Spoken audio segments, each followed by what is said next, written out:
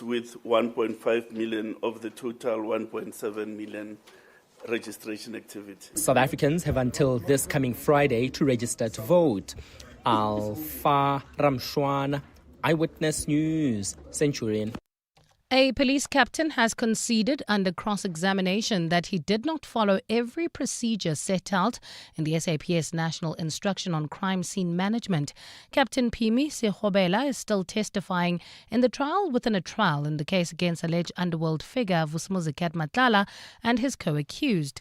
He has been accused by the defense of contravening parts of the SAPS National Instruction of 2015 and parts of the Criminal Procedure Act when accused number 1, Musa Kekana, was arrested in 2024. Kekana, along with Matlala and 3 others, are facing charges including conspiracy to commit murder and attempted murder linked to 3 separate incidents. Advocate Annelien van den Heever argues the police did not follow the law. Not only did you contravene the national instruction that I just read out to you, but you also contravened Section 50, Sub 1 of the Criminal Procedure Act by not making sure these people are immediately taken to a police station. Correct. Trade Union Federation COSATU wants the presidency and parliament to intervene after no Labour representatives were appointed to the National Council on Gender-Based Violence and Femicide. President Cyril Ramaphosa made the appointments to the council last week after receiving recommendations from parliament.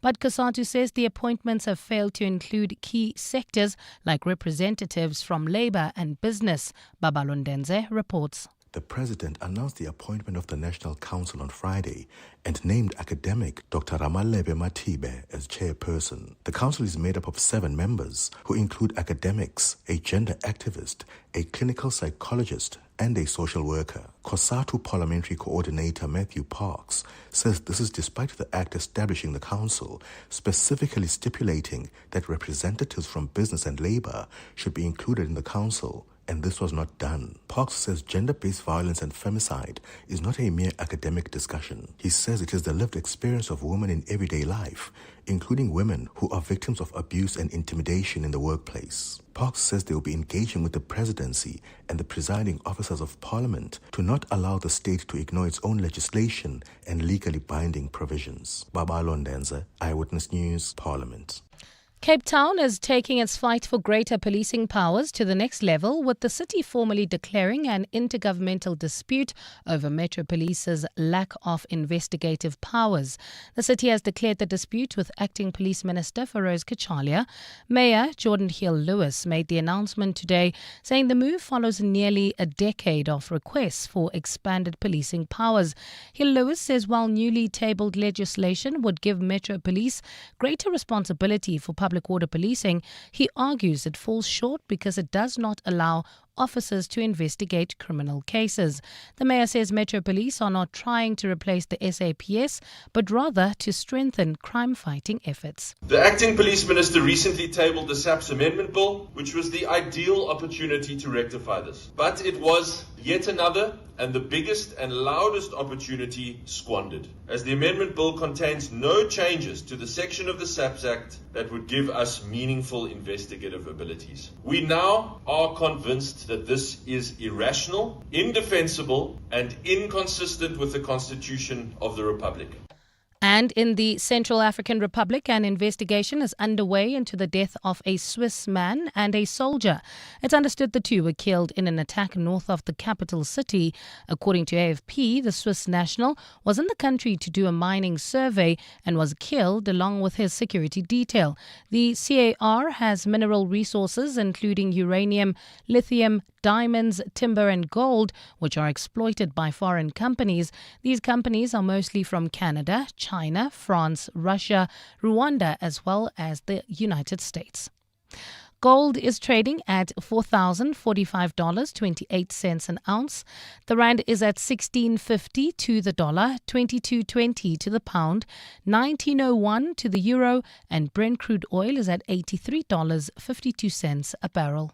Well, at this hour, if you're traveling through Lenasia, there's slow-moving traffic on Nirvana Drive. That's between Klipspruit Valley and the R554 Abu Bakr Drive. Look out for those faulty traffic lights in 4 ways at Uranium and Cedar. In your sport, Wales withdraw their support for Gianni Infantino's bid for FIFA presidential re-election. Abdeslam Wadu urges patience after Cameron Danson shines in Orlando Pirates' season opener. And the All Blacks targeting a winning start to their South African tour. It's a fine afternoon in Gauteng today. Temperatures have peaked at highs of between 18 and 21 degrees. The top story in EWN, the Electoral Commission recorded more than 290,000 first-time voter registrations during its final registration drive. EWN, in touch, in tune and independent. For the latest, visit ewn.co.za or download the EWN app.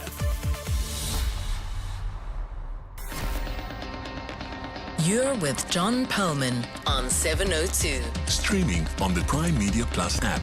DSTV channel 856, 92.7 and 106 FM.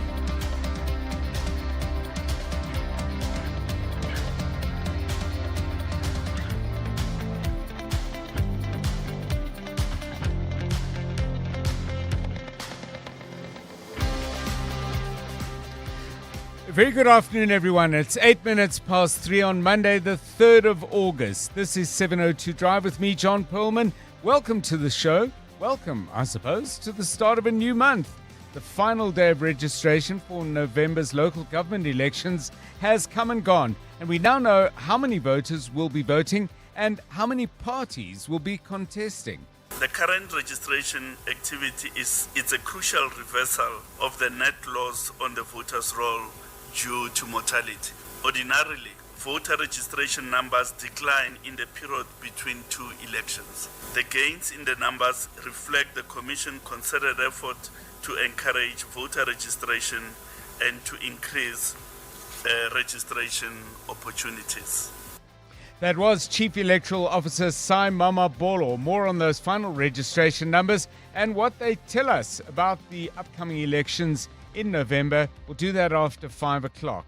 The National Council that should be leading the fight against gender-based violence has been named, but there are questions being asked, firstly, about its composition, and secondly, the money, so they can do their work, or lack of it, lack of money, that is, not work, allocated to this all-important task.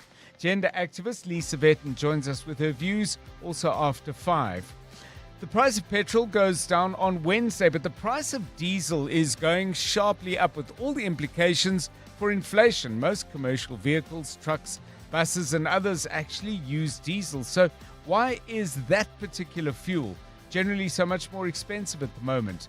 Professor Rod Crompton from the African Energy Leadership Centre at WITS will join us after 4 to give us his explanation and insights.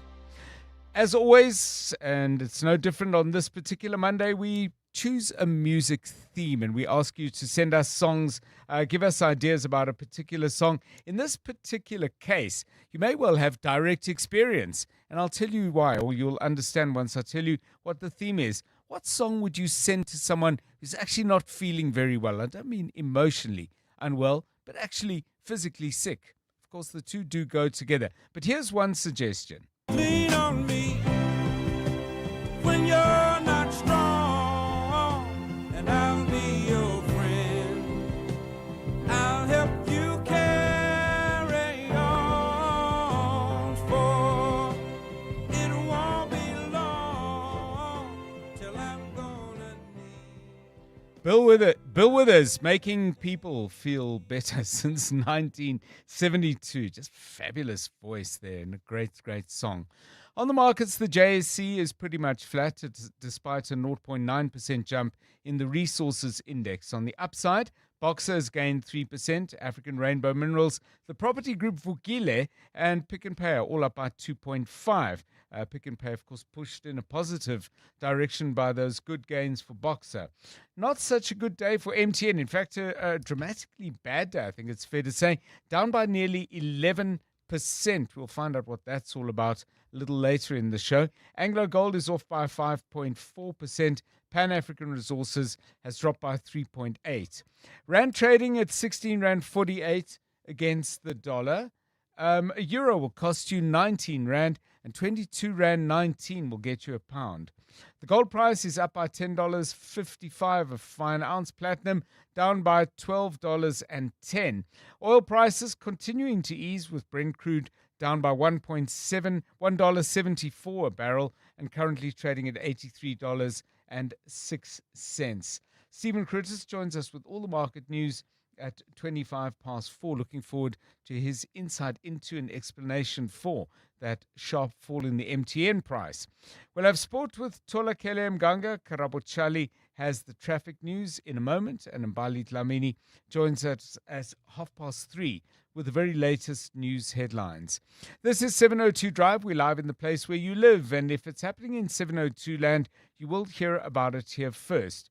With your help, of course, you can contact us on 072 702 1702 or 011 883 0702. That's if you hear about a story that we simply don't know anything about. Please do give us a call. We'd love to get some insights into stuff that we don't know about. 702 Drive, good to have you with us. It's coming up for 13 minutes past 3. 702. Let's walk the talk.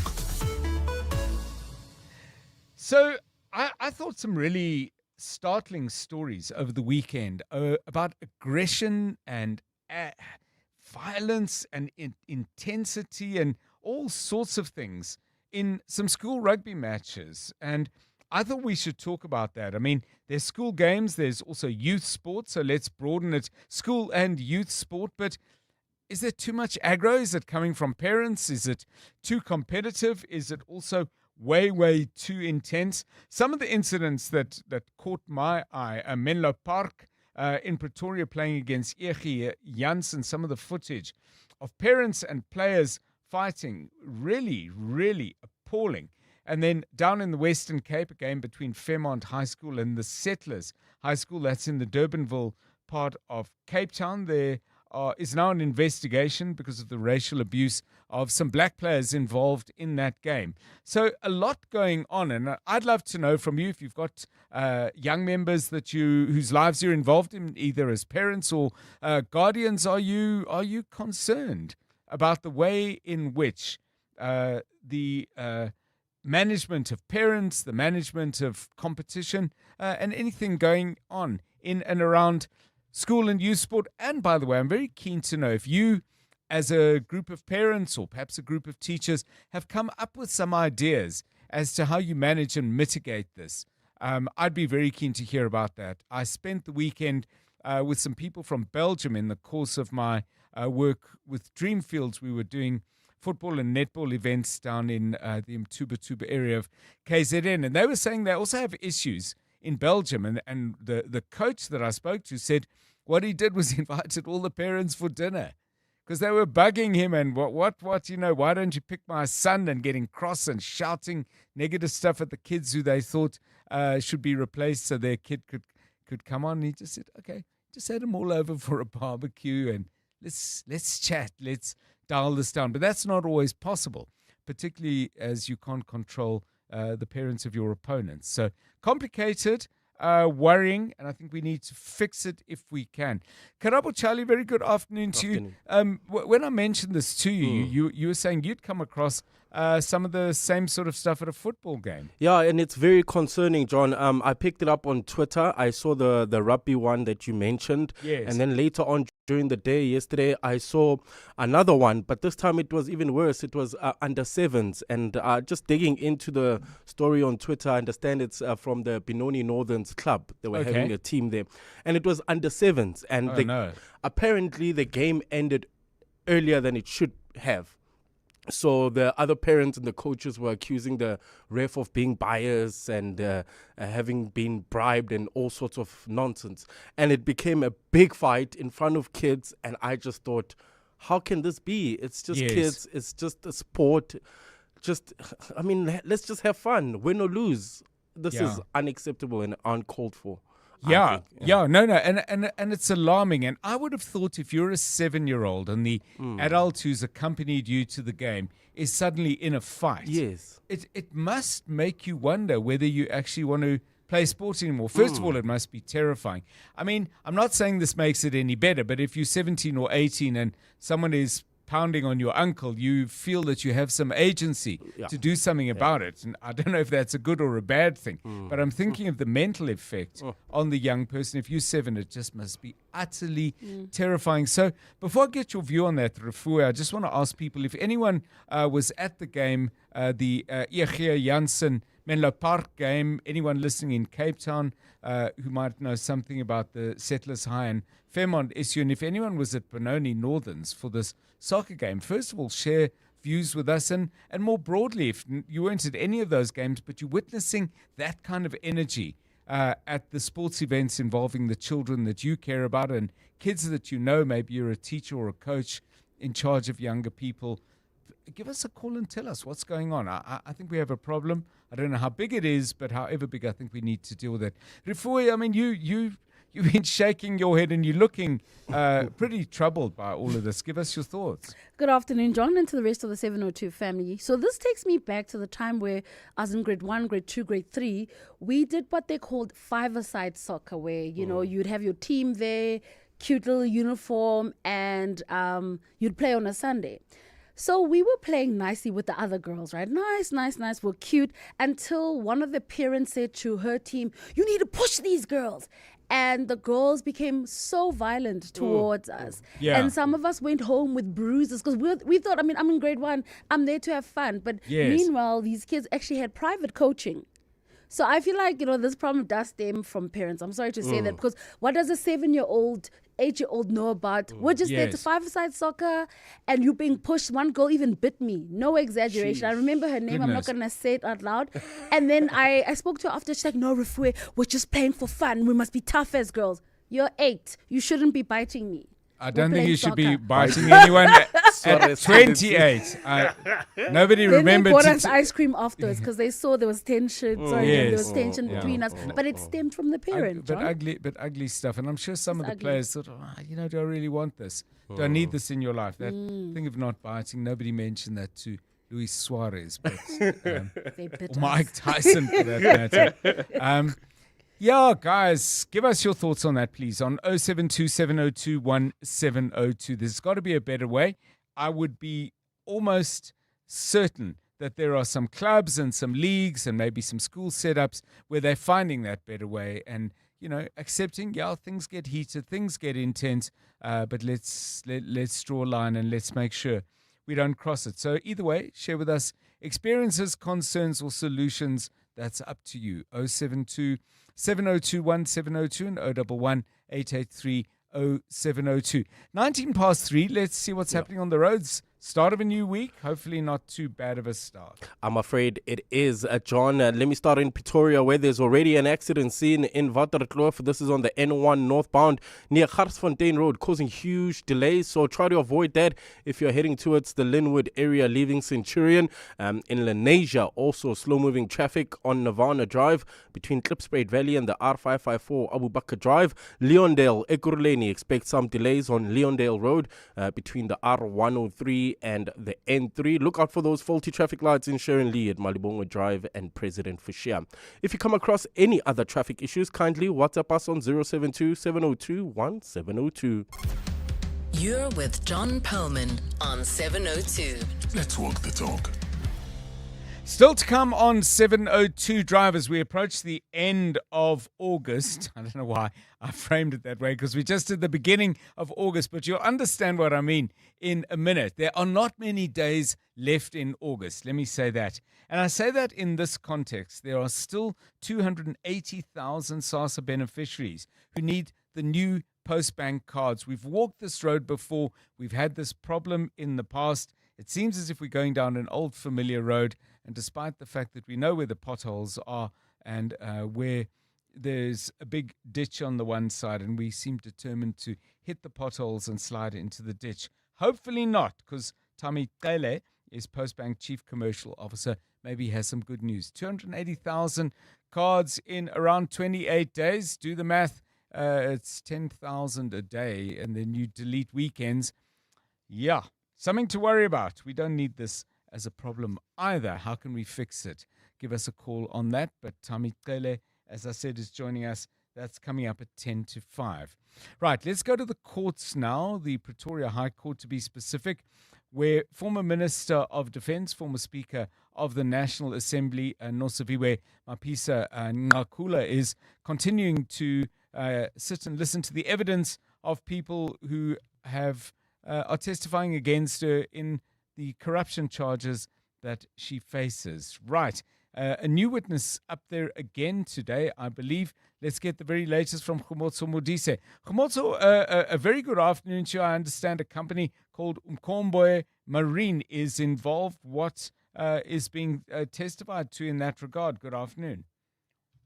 Good afternoon, John. Yes, so that is the company that is owned by Nombasa Ndlovu, and she's the sole director of that company. It's also the company that she was scoring several multi-million rand tenders from the Defense Department through. And we've heard testimony today from her husband, Noel Ndlovu, who is now retired senior member of the SANDF. He's a military doctor. And he's testified today on his knowledge of this alleged corrupt relationship between his wife and Nosiviwe Mapisa-Nqakula. During Nzondo Ndlovu's testimony, we had heard about how on one of the instances that she went to deliver a bribe of 200,000 rand to the minister's Bruma home, she was transported by her husband. But she testified that he didn't know at the time about their dodgy dealings, and he didn't know that she was going to, take a bribe there to her house. In fact, she tried to go there without her husband, but she happened to have been robbed a little earlier on in the day in an area around Spruit View, and that's when her husband arrived, and they proceeded to go to the minister's home.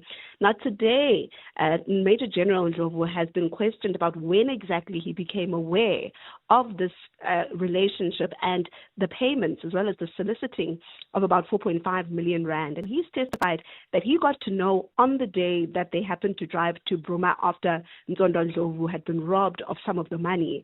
And He says that he was very angry when he learned about this, and he told her to stop immediately.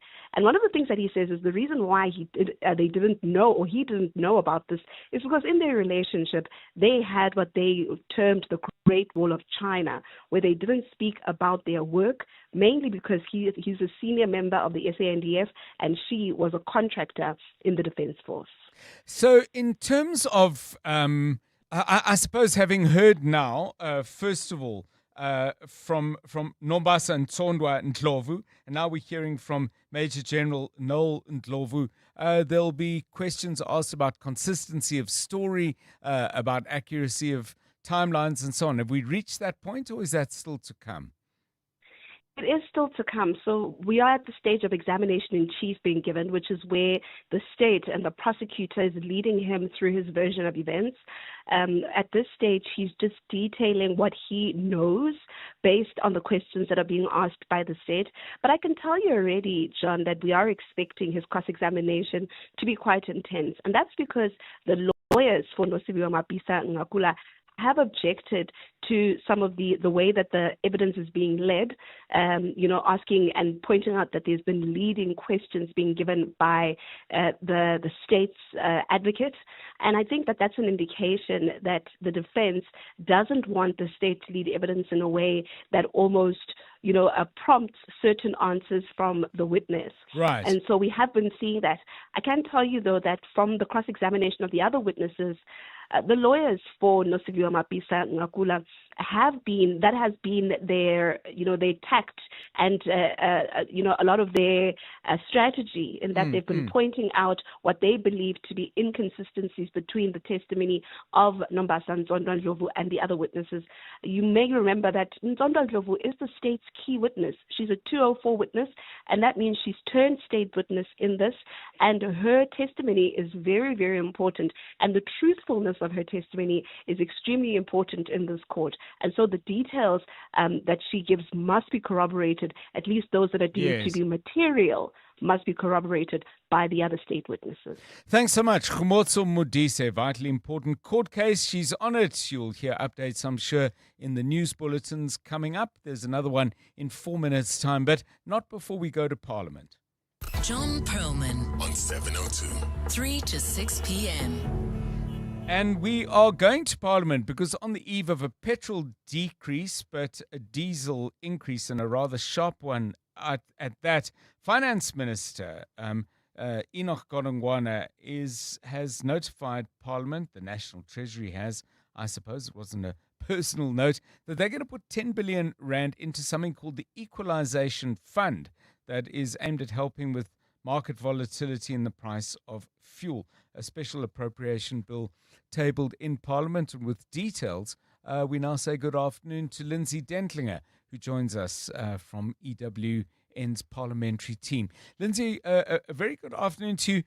10 billion rand doesn't sound like a lot of money. I mean, it would be a lot of money if it was mine. But if you look at how much fuel is bought and sold, I was imagining that is this a gesture, or is Treasury saying actually this can make a real difference? Good afternoon to you. Good afternoon, John. Well, we have very little detail. We only have the bill. We only know today that the minister has given notice to Parliament of tabling this bill. So we're still a long way off from it being presented to, well, firstly, it also has to be tagged, and that can only happen in 7 days' time. And then it will come before a committee. But there's just a very short explanation attached to this bill, only saying that the transfer of funds is really to assist in really being a buffer for what is unknown geopolitical tensions in the Middle East. You will recall that the fuel levy was paused for 3 months between April and June and came back into effect in July. And the minister saying in his motivation to this bill that he believes that it may not be necessary to freeze the fuel levy again. We know that's always a contentious issue when that happens, because the fuel levy funds the road accident fund, which has their myriad of problems separate to everything else. But the minister saying in this motivation that he believes that this 10 billion rand transfer would act as a buffer against the volatile international oil prices, and that it could possibly not require that the fuel levy be paused again if this money is there to stabilize and to help it to buy fuel products from the Middle East. Thank you so much, Lindsay Dentlinger, EWN parliamentary reporter, joining us with those insights. I'm interested to know, we're going to talk a little bit later to Professor Rod Crompton from the Wits Business School, and specifically he's with the African Energy Leadership Center at the WBS, I beg your pardon. But if you use a lot of diesel in your business, I mean, R1.38 a litre, I think, is the max hike that you would be faced with. It's a substantial amount of money. Give me a call, drop me a note, and just give me an insight. I mean, what kind of difference does this make to your bottom line, to your plans for doing business and trading this year? It's important that we not only look at the cost to the motorist, but the implications for inflation. If you could shed some light through your commercial operations, I think we'd learn a lot. We asked you about quarrels and fights and aggro at youth and school sport. A couple of you had this to say. Hi, John. I'm from the Settlers High School, and from 2003 till 2007, in most of our rugby games, we experienced that kind of behavior from Fairmont. My friends and I were actually calling each other over the weekend, laughing about it, that nothing has actually changed. So, that's Fairmont High School for you. It is what it is. Yeah, I mean that's a heartbreaking story, but it also raises serious issues of accountability. For example, I mean, I think you say it is what it is with a degree of sadness and resignation. I respect that, but it is, while it's not your job, it certainly is the job of education authorities, teachers, and all the way up into the department, district officials, sports bodies that run school sport in the Western Cape and so on. If it's been going on for that long, and you're talking your first experience of it 23 years ago, it's absolutely shameful if nothing has been done. Anyone else who knows that situation down in the Western Cape, please do give us a call. Our broad question: violence, aggression, to too much intensity in school and youth sport? Your views, please, on 072 702 1702. 29 minutes to 4. Right, let's get the very latest eyewitness news with Mbali Dlamini. Good afternoon. Thanks, John. Good afternoon. The eThekwini municipality is investigating a gruesome incident where a person died after being run over by a water tanker today. The incident took place this morning at Adams Mission in the south of Durban. A video of the incident, which has been doing the rounds on social media, shows frustrated community members surrounding the water tanker before it hurriedly speeds off. eThekwini spokesperson Senzelo Mzila says the city extends its condolences to the family as well as friends of the deceased. The South African Police Service has opened a case and investigations are underway. The municipality is cooperating fully with the SAPS and has also initiated its own internal processes. As the matter is under investigation, the municipality is not in a position to comment on the circumstances that led to the incident. The Financial Sector Conduct Authority has significantly intensified its crackdown on financial misconduct, imposing a record 2.89 billion rand in admin penalties during the 2025-2026 financial year. This as it targets online scams, market abuse and the misappropriation of client funds. According to the regulator's latest actions report, the penalties were imposed on 76 individuals and entities across 62 cases. Annelita Fandesa reports. The FSCA says the surge was driven primarily by serious contraventions of the Financial Advisory and Intermediary Services Act, market abuse offences, and failures to comply with anti-money laundering requirements. The report covers the period from 1st April 2025 to 31st March 2026 and reflects what the FSCA describes as a more risk-based and outcomes-focused enforcement strategy. Enforcement activity also gathered pace during the year, with the regulator finalizing 678 investigations, up from 633 the previous year. The report paints a picture of a regulator increasingly focused on tackling digitally enabled financial crime, warning that online scams are becoming more sophisticated and pose one of the biggest threats to South African consumers. Annelita Fandese, Eyewitness News. And in Nigeria, an investigation is underway into the kidnapping of 52 people, including children, at the weekend. It's understood armed men attacked a village and military base in the Zamfara state. The attackers seized rifles from the base and set a military patrol car on fire before raiding the village. Kidnappings have become a major source of income for armed groups in Nigeria. The bandit gangs operate across northwestern and central Nigeria, where state presence is weak. They are known to levy taxes on farmers, rustle livestock, raid villages, and are implicated in illegal mining operations. A fine day in store for Gauteng tomorrow. Lows of between 1 and 4 degrees and highs of between 20 and 22. Accident scene in Waterkloof, Pretoria. This is on the N1 northbound near Garsfontein Road, causing heavy delays all the way from the Flying Saucer interchange in Sandton. Expect about a 20-minute delay. This is on the M1 northbound between Corlett Avenue and the Butlu interchange, while in Sandton heading towards the M1. There's an accident scene. This is on Greyston Drive near Linden Road, causing heavy delays all the way from Rivonia Road. The top story in EWN, the eThekwini municipality is investigating an incident where a person died after being run over by a water tanker today. Bongani Bingwa, 702 Breakfast. Weekday mornings, 6 to 9. Timbile, you reckon Chiefs are taking it this year? Yeah, I know I'm a Chiefs guy. Let me first join in you guys congratulating Pirates for selling 10,000 units in the first week. 10,000 units. Chiefs last season, they sold 1 million. I mean, we got to congratulate. 10,000 units, big. Eh? That's big. And also for sold out stadium. You know, we do it every week as Chiefs. You know, Timbile, we've taken now about maybe 4 or 5 calls, voice notes from Chiefs fans. At the end of the season, we'll play them. 702 needs to do something about employing the Chiefs concentration. guys. The concentration of Pirates. Oh, even Clement is going to come in now. Clement is a Pirate guy. I know it's too much, but I can't deal. Touche. Timbile, I get it. We're talking about the concentration of people in one organization. Bongani Bingwa, 6 to 9. On 702.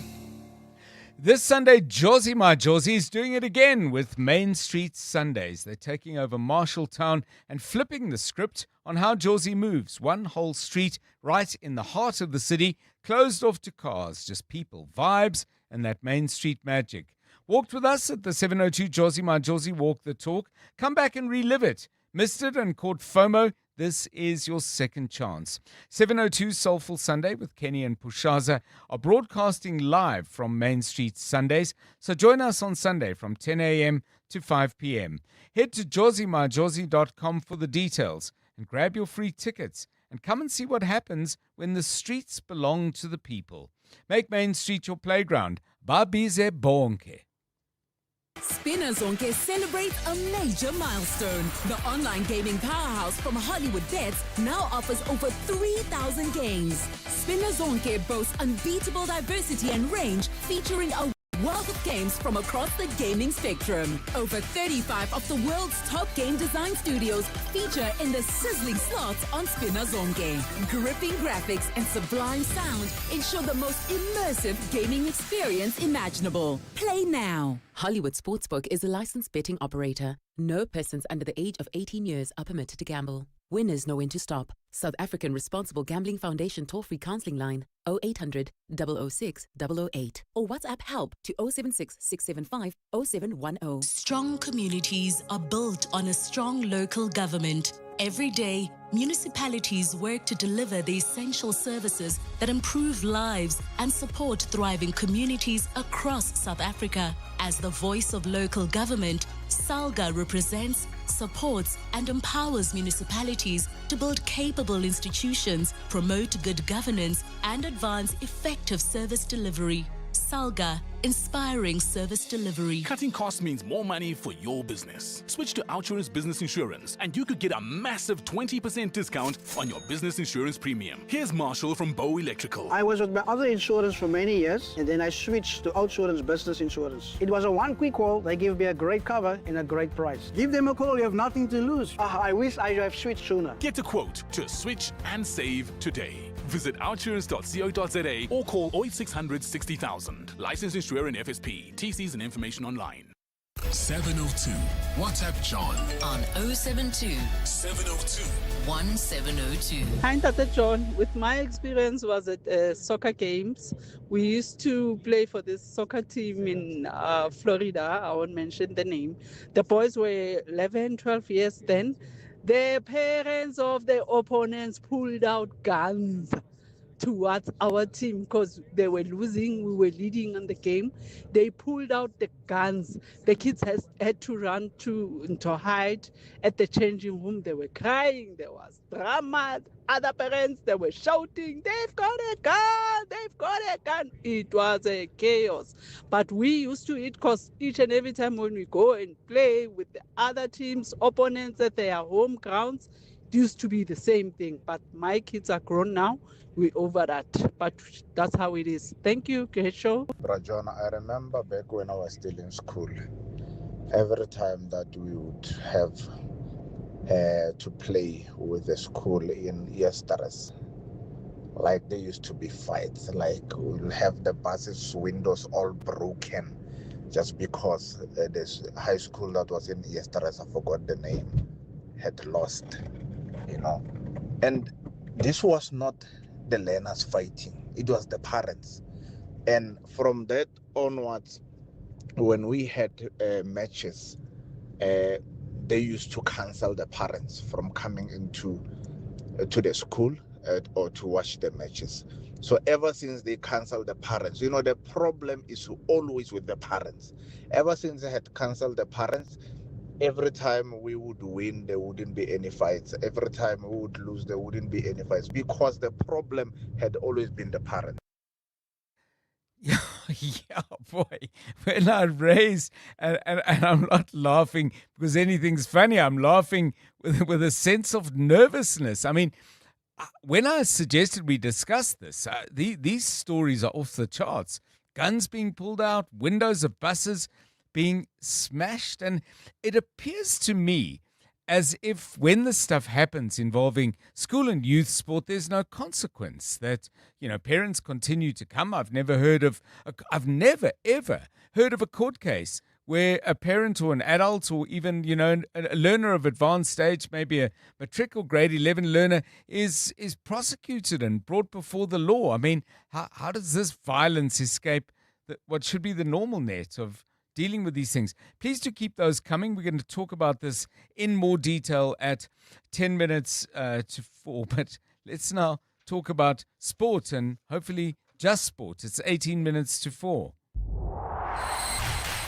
EWN Sport. Well, I spoke too soon because this is all about the FIFA president. No guns or smashed windows, but plenty of other problems, it would seem, Tolakele. Absolutely, John. And Gianni Infantino's presidency of FIFA faces an unprecedented leadership crisis. This follows the collapse of a controversial $20 billion commercial venture. Wales have become the first football association to officially withdraw its support for his re-election as they follow up on European football's plans to bring down Infantino after 10 years in power. Before the fallout from his proposed FIFA Forward enterprise, Infantino had received more than 200 letters of support from the 211 associations who had backed him to lead the body for another term. On the local front, the first round of games in the Betway Premiership saw wins for Kaizer Chiefs, Orlando Pirates, Polokwane City, Amazulu and Sekhukhune United.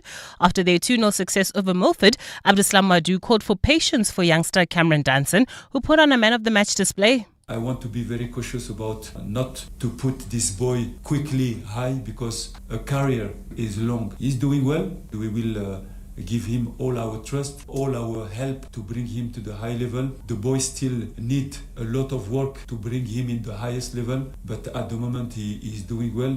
Danson will need a lot of humility, not to listen about what people are saying outside in the environment, because he can quickly lose himself. Manchester United manager Mark Skinner has left his position by mutual consent before the start of the Women's Super League season. He had been in charge of United for 5 years and led them to their first major trophy with victory in the Women's FA Cup final in 2024, while last season they finished runner-up in 3 domestic cup finals. Skinner's departure comes a month before the start of the campaign, with United set to travel to London City Lionesses on the 4th of September. And switching to rugby, where Dave Rennie says New Zealand have to hit the ground running when they go up against the Stormers on Friday. That clash in Cape Town is the first for the All Blacks in their 6-week 8-match tour, which includes 4 games against provincial franchise teams and 4 tests against the Springboks. We're well aware of how tough this challenge is. Double world champion, Russie's, he's a hell of a lot of players, 46 players maybe, and you wouldn't know. The team they put out against Scotland, there was a lot of changes. Scotland are an excellent side, but they won convincingly in the end. So we're well aware of the task in front is. Tolagele Mganga, Eyewitness News Sport.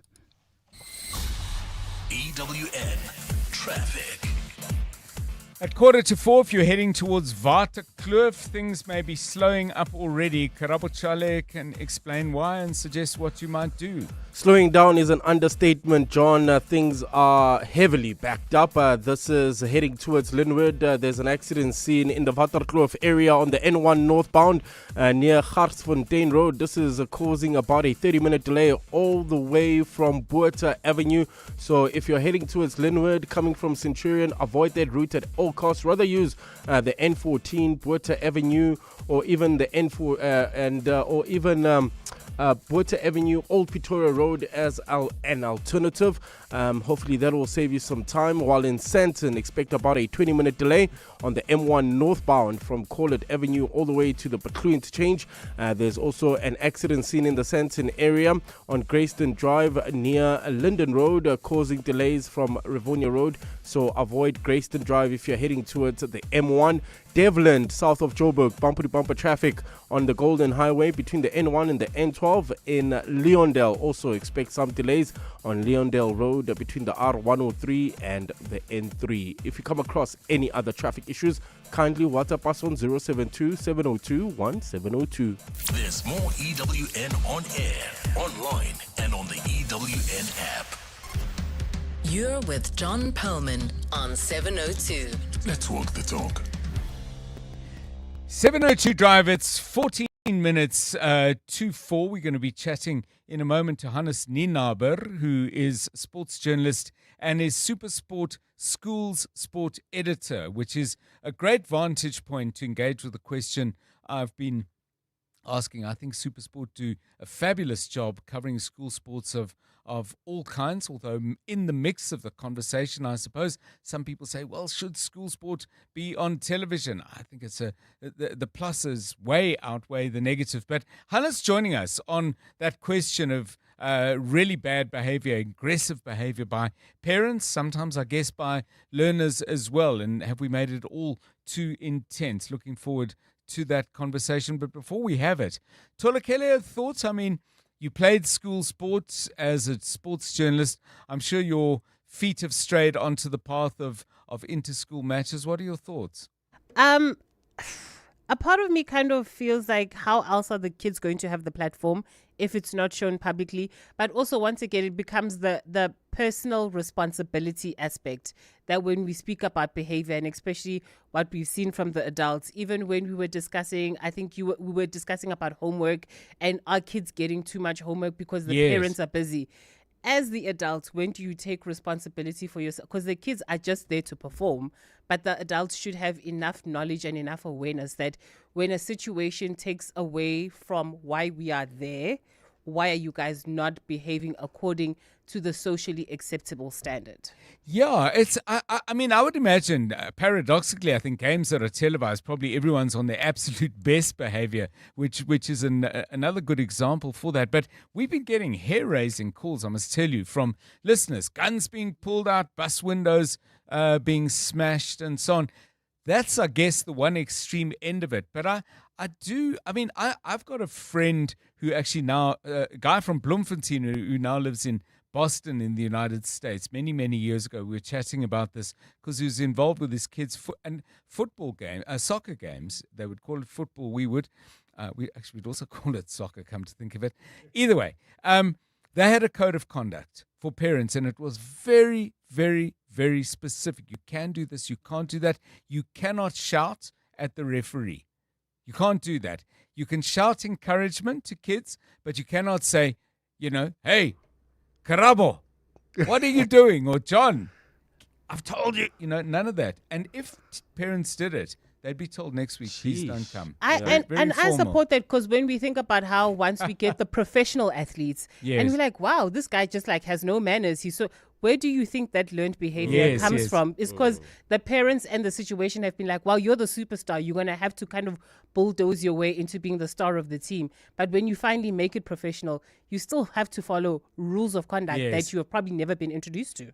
Yeah, lots and lots and lots of back and forth on this. We're getting great voice notes. Please to keep them coming. Anyone who might have been at the Menlo Park E.G. Janssen game, we'd like to hear from you what actually happened there. And we've got some stories reflecting on what happened down in the Western Cape in the match that we were highlighting there between Settlers High, and I'm just making sure I get the name of the second school involved, Fairmont High. Yeah, lots to talk about. And by the way, as we talk about this, I'm not for 1 minute suggesting anything here detracts from the absolute wonder of inter-school sport. It was a major part of my sporting life, hopeless as my school was at rugby.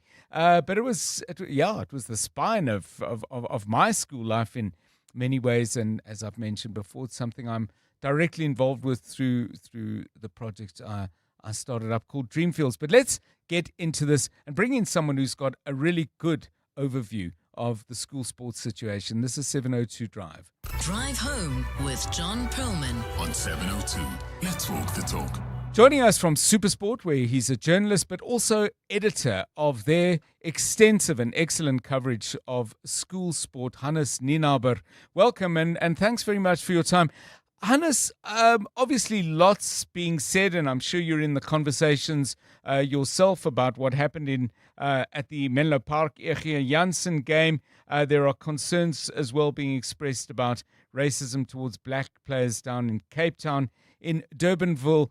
Overall, though, I mean, school sport, very intense, very competitive, and showcased regularly on television by your channel. Are these incidents outliers, or do you have some concerns? Good afternoon to you. Good afternoon, John. Yes, I think school rugby is in a good space, but unfortunately, the events that happened on the weekend that's unacceptable that happened at these schools. But I think it's a wide thing as well. If you think about school sports, how many games are being played inter schools. Right. It's also that part of the year. The emotions are high. I think besides Springbok rugby, it's probably the rugby and sport where parents and old boys are mostly, and fans of the sport are mostly emotionally involved as well. So the emotions runs high at this time of year, and unfortunately, you can't say that it's good that happened over the weekend on those two rugby fields. Hannes, do you know of any schools that have, engaged with parents and said, listen, we want your support. We love the fact that you're there for your boys. I don't know if there are problems at netball games or hockey or anything involving girl learners, but let's stay with rugby because that's what got us started. Do you know of any schools that have actually said, hey, listen, parents, we need a chat, and maybe there's a letter that goes out, maybe there's a meeting called and saying, what we're seeing is beyond enthusiasm and it's getting ugly. And if no schools are doing it, do you think they need to start? Not all of them, but some. Yeah, I haven't seen something like in like official from it. I know that some schools will have discussions like that and with parents and so forth. And I think it's probably something that needs to be done even more as the emotions get high. For example, the Ege Jansen Menlo Park game. It was a game that is very important for both schools. One of them will be relegated. Ege Jansen losing the game is probably being relegated either way if there wasn't an incident and being, as we speak, being investigated and so forth. So the loser would have been for the day been relegated to the section below where they are at the moment in the competition. So it's also all of that emotions that played a part, and it's important that parents realize that, the amount of these boys, there's not a lot of Springboks or professional rugby players that plays in all of these games, even the top ones. Yeah. So it's important to realize that it's still only schoolboy rugby. Yo, you try telling that to people. Hannes, you guys have taken school sport to a different level. I'm sure you've heard some questions asked about, is it good for schoolboy rugby players to be on television? I'm sure if you ask them, they will say absolutely yes. Parents will be delighted at that as well. Do you get any feedback, though, saying this is maybe too intense for young people, or do you think the pluses far outweigh the negatives? I believe the pluses far outweigh the negatives at this stage. We work closely with the schools and try to not put too much pressure on these boys. There's already a lot of pressure on schoolboy rugby players. If you play for the first team, even if there's not TV cameras, there's a lot of pressure on you. Part of being broadcasted or streamed and giving all the reports that we write on schoolboy rugby, hockey, football, it gives kids an opportunity to probably further their careers in sport, as well as probably get a bursary to go to university. And get other opportunities. So I think at this stage it still outweighs it, and it's important to keep a balance in it, and we have to take hands with the schools as well, from SuperSport Schools part in keeping that balance in school sports. Michael is joining in the conversation, calling from Pretoria. Michael, welcome. What's your thought? How are you? How are you doing well, Michael. You? Wow, thank you so much for the honor and opportunity. I just want to say, regardless of emotions that could be running high, let us call a spade a spade. Racism should not be allowed, should not be tolerated. We should be able to guard our emotions, even if the emotions are high. Everyone wants to win the game just for the love of the game, but we should mind our actions and attitude, our behavior, because this is a rainbow nation. And if this is a rainbow nation, we all have to work together no matter how the love for the game is. We shouldn't then trample on each other's, race and where we come from. We are here to have fun. So let us respect the game, let us respect the sport, let us respect ourselves. So I believe that the institutions that are involved should be well dealt with, and the parents who are involved should be dealt with, and they need to serve examples so that the rest of the parents will learn the lessons from it. Thank you so much. Michael, thank you. Thank you, calling from Pretoria. Two separate rugby incidents over the weekend. The one involved parents directly on the field. My understanding of the Fairmont Settlers High incident and the racism that is being investigated there was on the field of play, and it involved players. Hannes, I suppose just a final thought. I mean, old boys... Do we need to have a conversation about old boys? You know, maybe they come there and they are of the age where they can have a few drinks and so on. I mean, for example, do we need to say absolutely under no circumstances, no alcohol? Do we need to breathalyze fans before they come to schools games? Yeah, I first must start. I agree fully with Michael. Yes, I think the racism incident is a bit different from the one that happened here in, so far I can understand, in Pretoria. Yes. And it's definitely, I think Fairmont they will dealt fully. We'll see how it plans out, how they will deal with those kids that were involved in it. But yeah, old boys, yeah, it's a passionate bunch. And it's important, part of the ecosystem of schoolboy sport and rugby.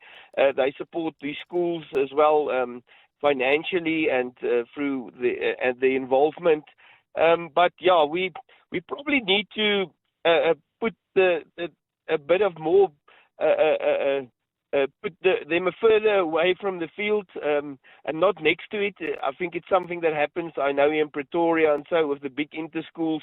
Schools are not probably... Yes. We've seen with the Paul inter-schools, it's that field is almost, Forest Street Stadium is almost too small to handle that.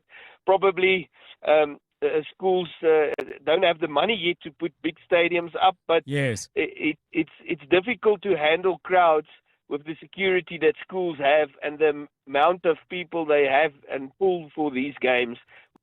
Thank you so much. Hannes Nienaber, he's with SuperSport. He is the editor of their school's content, a sports journalist. Please keep your calls and sentiments coming. Mike makes this point short but very, very important, I think. He says, my feeling is it's all about winning. You need to learn to lose, Mike says, before you can win.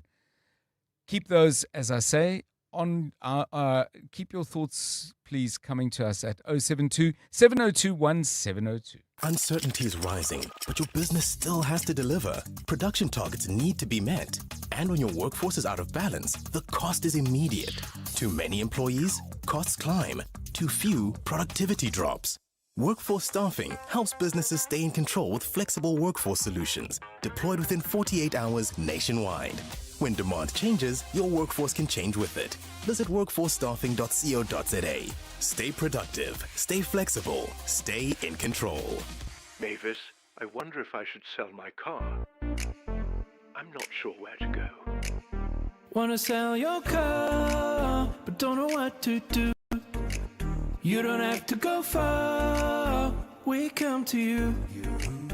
If you're rolling on a 1.5 or a Lacquer 2.2, doesn't matter what you drive, we buy cars once you. We Buy Cars, the easiest way to sell your car by far. Peregrine Capital presents Brian Habana's Count to 100. In my journey to 100, it started with my first cap, then my second, 10th, 50th, 90th, 99th. Brian Habana, his 100th international test. You get to 100 one decision at a time. For 28 years, Peregrine Capital has applied that same discipline to turn 1 million rand into 100 million. Peregrine Capital. Invest in performance.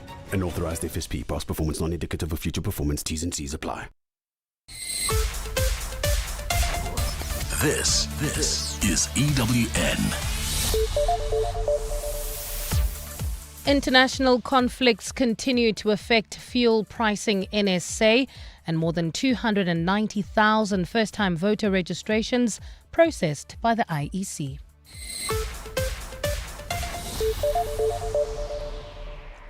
Good afternoon, I'm Bali Dlamini. Global conflicts have continued to shape the fuel bills of South Africans, even as oil prices continue to ease. From Wednesday, motorists will be paying 52 cents less a litre for both 93 and 95 octane petrol, but diesel users will be hit with increases of up to R1.38 a litre.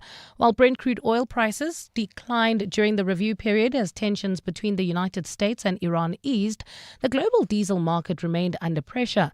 The Department of Mineral Resources say the contrast highlights how events far beyond South Africa's borders continue to influence local fuel pricing. The department's senior manager, Robert Mage. The average Brent crude oil price decreased during the period under review. However, the prices of diesel and illuminating paraffin increased due to supply shortages caused by the escalation of the Russia-Ukraine conflict, which resulted in the export restriction by Russia. The Electoral Commission recorded more than 290,000 first-time voter registrations during its final registration drive. That campaign took place this past weekend, with more than 1.7 million people visiting voting stations across the country. Combined, the two registration weekends, with the first one held in June, added a total of more than 750,000 new voters to the voters' roll. Alfa Ramushwana reports. South Africans who still wish to register to vote can no longer do so at physical voting stations, as the IEC has concluded its in-person voter registration drives. However, eligible citizens can still register to vote or update their registration details online through the IEC's website. The Chief Electoral Officer, Saima Mabolo, says while more people are making use of the online registration platform, the majority of voters still prefer registering in person at voting stations. Registration-based applications continue to be the leading mode of registrations, with 1.5 million of the total 1.7 million registration activity. South Africans have until this coming Friday to register to vote. Alfa Ramshwana, Eyewitness News, Centurion. The husband of the Defence Force contractor accusing Nosiviwe Mapisa-Nqakula of corruption has been questioned on the protocol of awarding tenders within the SANDF. Noel Ndlovu, a military doctor, is on the witness stand in the corruption trial against Mapisa-Nqakula, who was Defence Minister between 2012 and 2021. His wife, Nombasa Njondwa Ndlovu, is the sole director of Umkhombe Marine, and she has accused the former minister of soliciting 4.5 million rand from her between 2016 and 2019. Khomotso Modise reports. The Pretoria High Court has heard that Nombasa Nzondo Ndlovu had already scored 2 multi-million rand tenders with the South African Defence Force before she met Major General Noel Ndlovu in 2015, who would become her husband the following year. Major General Ndlovu has testified that he was part of the Joint Operations Division in the Defence Force, while his wife Nzondo Ndlovu was a contractor. Judge Mashudu Mujalele questioned if this was allowed. The Major General has testified that both he and Nzondo Ndlovu would have to declare their relationship. The Major General has denied influencing the awarding of the 3 additional tenders that she would be awarded. He's also confirmed that they wouldn't share details about their work, calling it the Great Wall of China. Khomotso Modise, Eyewitness News at the Pretoria High Court. The defence in the trial of alleged underworld figure Vusumuzi Matlala has accused police of having no reasonable basis to arrest Musa Kekana and others in connection with the murder of Vereeniging engineer Armand Swart. Acting on behalf of Matlala, Advocate Annelien van den Heever has argued that police acted on assumption rather than objective facts.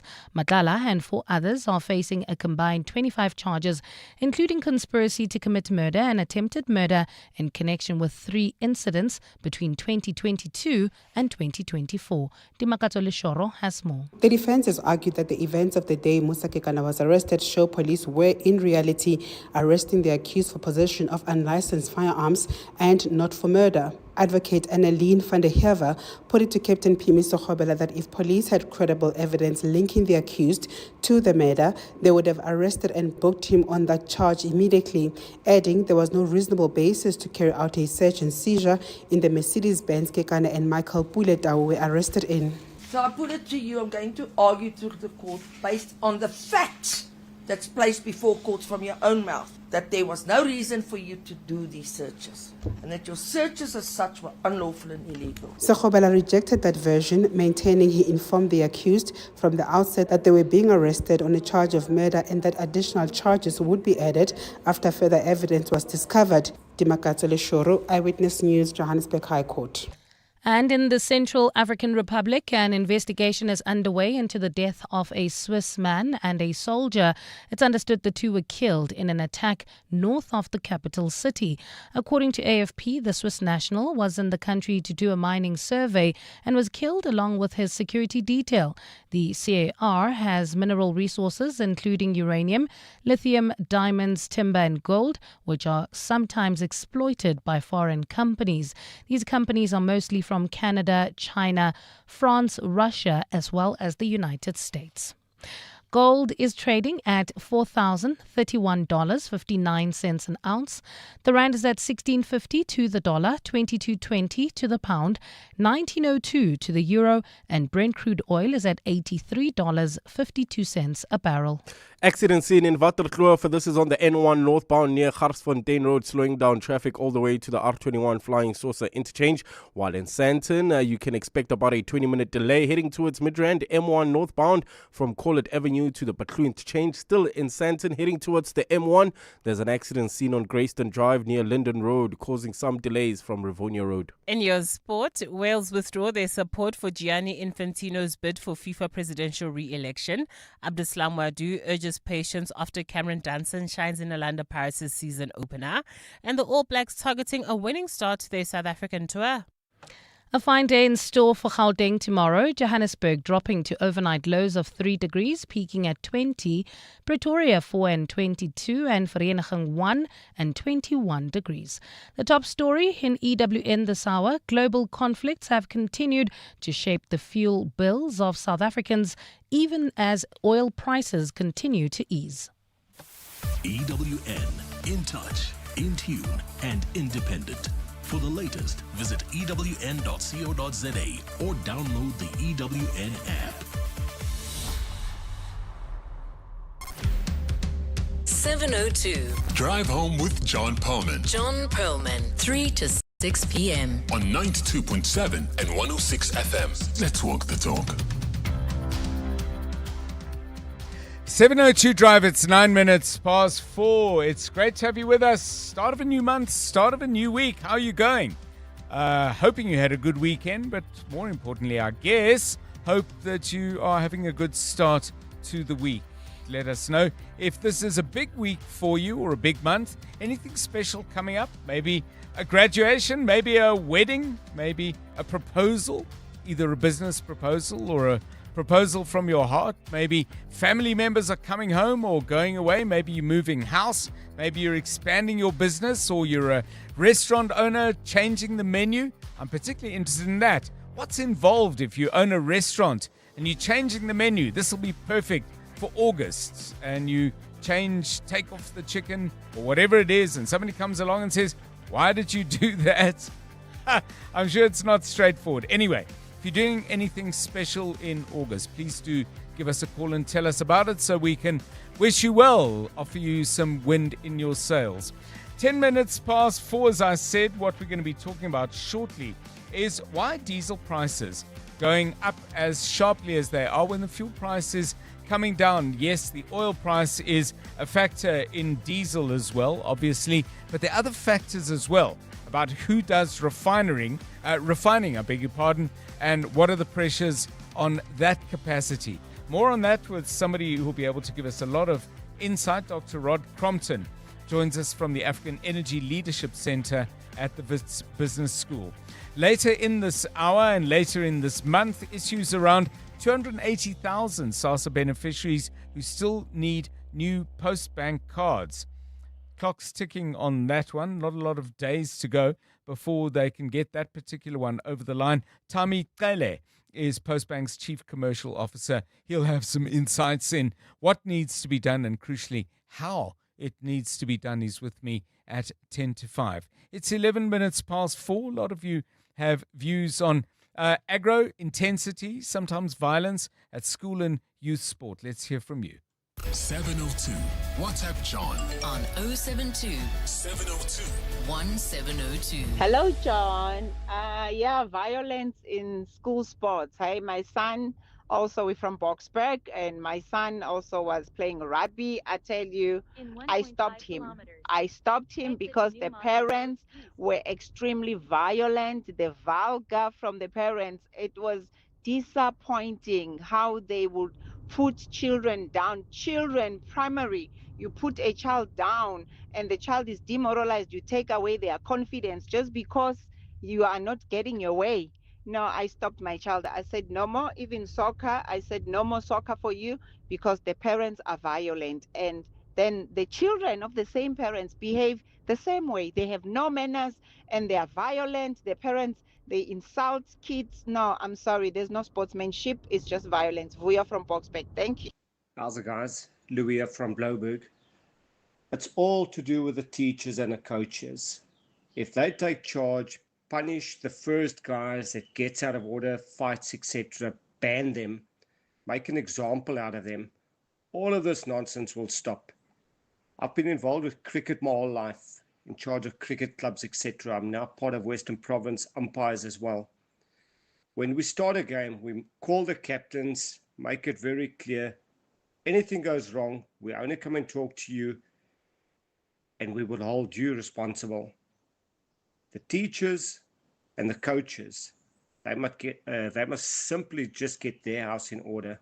All of that nonsense will stop. Ban those parents, ban those players at that fight, etc. The rest will follow. Yeah, thank you for both of those voice notes. I mean, the one I must admit is heartbreaking. Here's a young boy, young man. I wasn't entirely clear about the age of the learner involved, but really wants to play sports, and a mother making a decision that she believes is in his best interests and, looking at his longer term development. But yeah, he obviously wants to play. And other adults are behaving in a way that makes her feel that her son actually can't and shouldn't play. And then from Louis, thank you, from down in the Western Cape, involved in school sport cricket. There's a lot of sledging and stuff that goes on the field, plenty coming from the sidelines from what he's saying. But he's saying act early, do it decisively, be very clear who's at fault, give them one warning, and then after that they sit. And they don't sit in the stand screaming, they sit at home and try and catch up with how the game's going on the phone. Yeah, it's an important topic. I'd still like to hear more, definitely hear more from all of you and your involvement with school sports and kids. 011 883 0702 and 072 702 1702. 14 minutes past 4. EWN Traffic. Waterkloof was jammed. Santon's getting busy. This EWN Traffic is brought to you by Outsurance. SMS out to 45142 now, and you could save on car insurance. If you don't, ask them for 500 Rand. Our neighborhood, we got a problem, yeah? Yeah, that's leaving Sandton heading towards Midrand. There's you can expect about a 20-minute delay on the M1 northbound from Corlet all the way to the Batluit change in the Joburg CBD. This time traveling towards Boysons. Traffic is sluggish on the M1 southbound from Killarney Bends to the Crown interchange in 4 ways. There's bumper-to-bumper traffic on Witkoppen Road. This is approaching Douglas Drive. It looks like there's faulty traffic lights there. There's also slow-moving traffic in the Protea Glen area driving into Lenasia. This is on the N12 westbound between the R554 Abu Bakr Drive and the R558. Expect about a 20-minute delay through there. In Alex, heading towards Germiston, slow-moving traffic. N3 southbound. This is from Marlborough Drive to the Kilulis interchange. For the latest traffic updates, you can also follow us on X at EWN Traffic. There's more EWN on air, online, and on the EWN app. The Outsurance Pointsmen can't help you pick the perfect Women's Day gift for your partner, but they can get the traffic flowing smoothly so you arrive on time for date night. The Outsurance Pointsmen are real heroes in green and purple, easing traffic congestion and making our lives easier for almost 21 years. Just another way you always get something out. In proud partnership with 702, show them some love online using hashtag PointsmenLove. Outsurance is a licensed insurer and FSP. 702 Afternoons. With Relebogile Maboja, 1 to 3 p.m. There was a time when we were watching TV in 3x4. Yes, which is much smaller. Yes, much smaller, but now we're 16:9. So when editors work, they do what we call a 16:9 framing safe. Yes. So when you deliver to SABC, for example, they always have to check that it is safe for everybody's TV and not chop out the sections. So the subtitles don't end up below what people would see. So IMAX is you would be watching what is 16:9 today, films that are made for that specific aspect ratio on a microwave TV, and 3x4 almost is square but is not. No. 702 Afternoons. With Relebogile Maboja. Let's walk the talk. The Johannesburg Philharmonic's early spring season features an excellent lineup of world-class international conductors and soloists performing with the finest musicians. Curated to match the vitality of spring, the program includes favorites by Tchaikovsky, Brahms, Mozart and more. Concerts take place on Thursday evenings at the Linda Auditorium from 13 August to 3 September at 7:30 p.m. Tickets available at Quicket or visit jpo.co.za.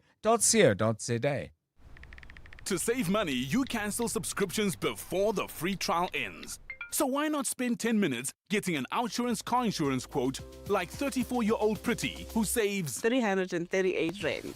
And I'm here to stay. That's an awesome 338 Rand saving on Pretty's 2025 Kia Sonet. Do it now. SMS out to 45142. That's out to 45142. Outsurance saves 48-year-old Adam an unbelievable 1,803 Rand on his 2020 Audi Q3. 1,803 Rand. Big drop. If you haven't had a valuation on your premiums for a while, it's worth going to Outsurance. You also get 5 million Rand third-party liability cover, covering damage to the other person's vehicle in an accident. How much money could Outsurance save you? Get a quote now. SMS out to 45142. That's out to 45142. Licensed insurer and FSP. TCs and information online. Your office is more than just a place to work. It's a reflection of your success. At Desk and Chair, we help you elevate your workspace with locally manufactured desks and a wide range of chairs to suit your style and budget. Our expert consultants are with you every step of the way, from planning to delivery and assembly. Visit our showroom in Midrand or shop online at deskandchair.co.za. Desk and Chair. Think, feel, work better. There is so much health information out there, but how do you know what to trust? Catch the Clement Manyatela Show tomorrow from 9 a.m. for Health Matters by Cipla Africa, where we'll be unpacking important health conversations designed to help you better understand your body and well-being. Health Matters by Cipla Africa is a trusted hub, bringing you expert-led health conversations you can trust. Then head to the Prime Media Plus app or primemediaplus.com. Scroll to Prime Media Highlights and watch the latest Health Matters video featuring leading experts and thought-provoking conversations. Or WhatsApp the keyword health to 072 702 1702 and we will send you the link to the content. You're with John Perlman on 702. Let's walk the talk. Right, let's focus our attention on the fuel price changes coming up later in the week. Price of petrol is going down. The price of diesel is going up, and substantially so, and not for the first time, I think we have to say. Now, you might say, well, I don't drive a diesel vehicle, not my problem. Well, think about this. 85% of all the freight, all the goods that moves around South Africa moves on the road, in trucks, Many of them, most of them, I think it's fair to say, are actually diesel vehicles. Farm machinery runs on diesel. Construction and mining equipment, you can say the same. So while it may not affect your direct spend on the forecourt, it certainly is going to affect you in terms of inflation. So why does diesel cost more? Dr. Rod Crompton is with the African Energy Leadership Center at the Wits Business School and is our guest on 702 Drive. Dr. Crompton, welcome and thanks very much for your time. Is diesel generally more vulnerable to inflationary pressures, or is this specifically to do with the circumstances globally that we find ourselves now? Good afternoon to you. Good afternoon, John. For the last several years, diesel has been more expensive than petrol in South Africa, and that's a reflection of global pricing.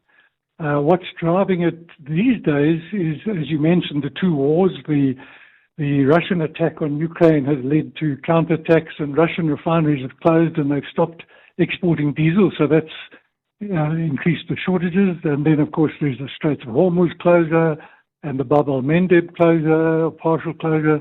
These are all affecting diesel supplies, and that's what's driving up prices, as well as the exchange rate, of course, which is another factor. So the Russian government had a ban on the export of diesel and gasoline. They've now extended it 4 days ago to the 31st of January of 2027. How dependent are we on Russia? Is it a reflection of a global dependence, or are we particularly vulnerable? No, South Africa isn't directly affected, but the pricing of diesel is a global phenomenon. Right. So think of it as one large pool. If you short the pool in one corner, the water level goes down. Yes. Everybody. Yeah, no, that makes sense. Are we suffering for did we used to at one time refine more diesel ourselves? No, I think the fuel market has changed. We now use more diesel than petrol because the vehicle fleet has switched more to diesel, and because of the collapse of the railways, more freight is going on road. That's also pushed up diesel demand. What's helping, of course, is that the diesel Eskom was burning in its peaking plants has stopped now, and so that's helping reduce demand for diesel. Is there an argument? Let's talk policy for a moment, Doc, and ask you this. I mean, is there an argument to, if government is occasionally going to step in to cushion prices, is there an argument that while it may not change the forecourt experience for individual motorists, a subsidy on the diesel price specifically would make a big difference given the inflationary consequences of not doing something? Yeah, there are all sorts of arguments about targeted subsidies, and the complaint in the environmental community is that fossil fuels are already subsidized. Yes. And these kind of subsidies make it worse.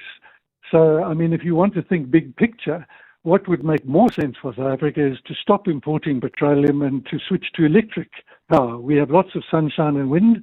We could avoid all imports and be self-reliant if we switched propulsion to electricity. That, of course, won't happen overnight, but that would be the sensible policy direction to go. In terms then of the likely prospects of diesel, I mean, are we in for a long ride of higher diesel prices? There doesn't appear to be any immediate sign of an end to the war between Russia and Ukraine, and the conflict in and around Iran is seemingly just as intractable. Yes, that's a question about how long is the war going to last, or these two wars, and I really don't know how long. I mean, as you've seen, it's a couple of days on, a couple of days off, and then it's a few weeks off, and then a few weeks on, and it's impossible. I don't think even Mr. Trump knows how long this war is going to continue. Yeah. I want to turn back to something you said, Dr. Crompton, and get your view. I mean, you spoke about, shifting to renewables in a wider sense. What about are we seeing sufficient change and improvement in Transnet to suggest that the volume of deliveries that are currently being carried, freight loads on the road, that we might see a shift there again, hopefully over the medium term, reducing our dependence on diesel. I mean, are we making enough progress on the railways? Look, there's some progress in unbottlenecking or debottlenecking the ports and on the rail system, but it seems there's a long way to go, although cooperation with the private sector is helping, Transnet says. How long that's going to take is very difficult to estimate.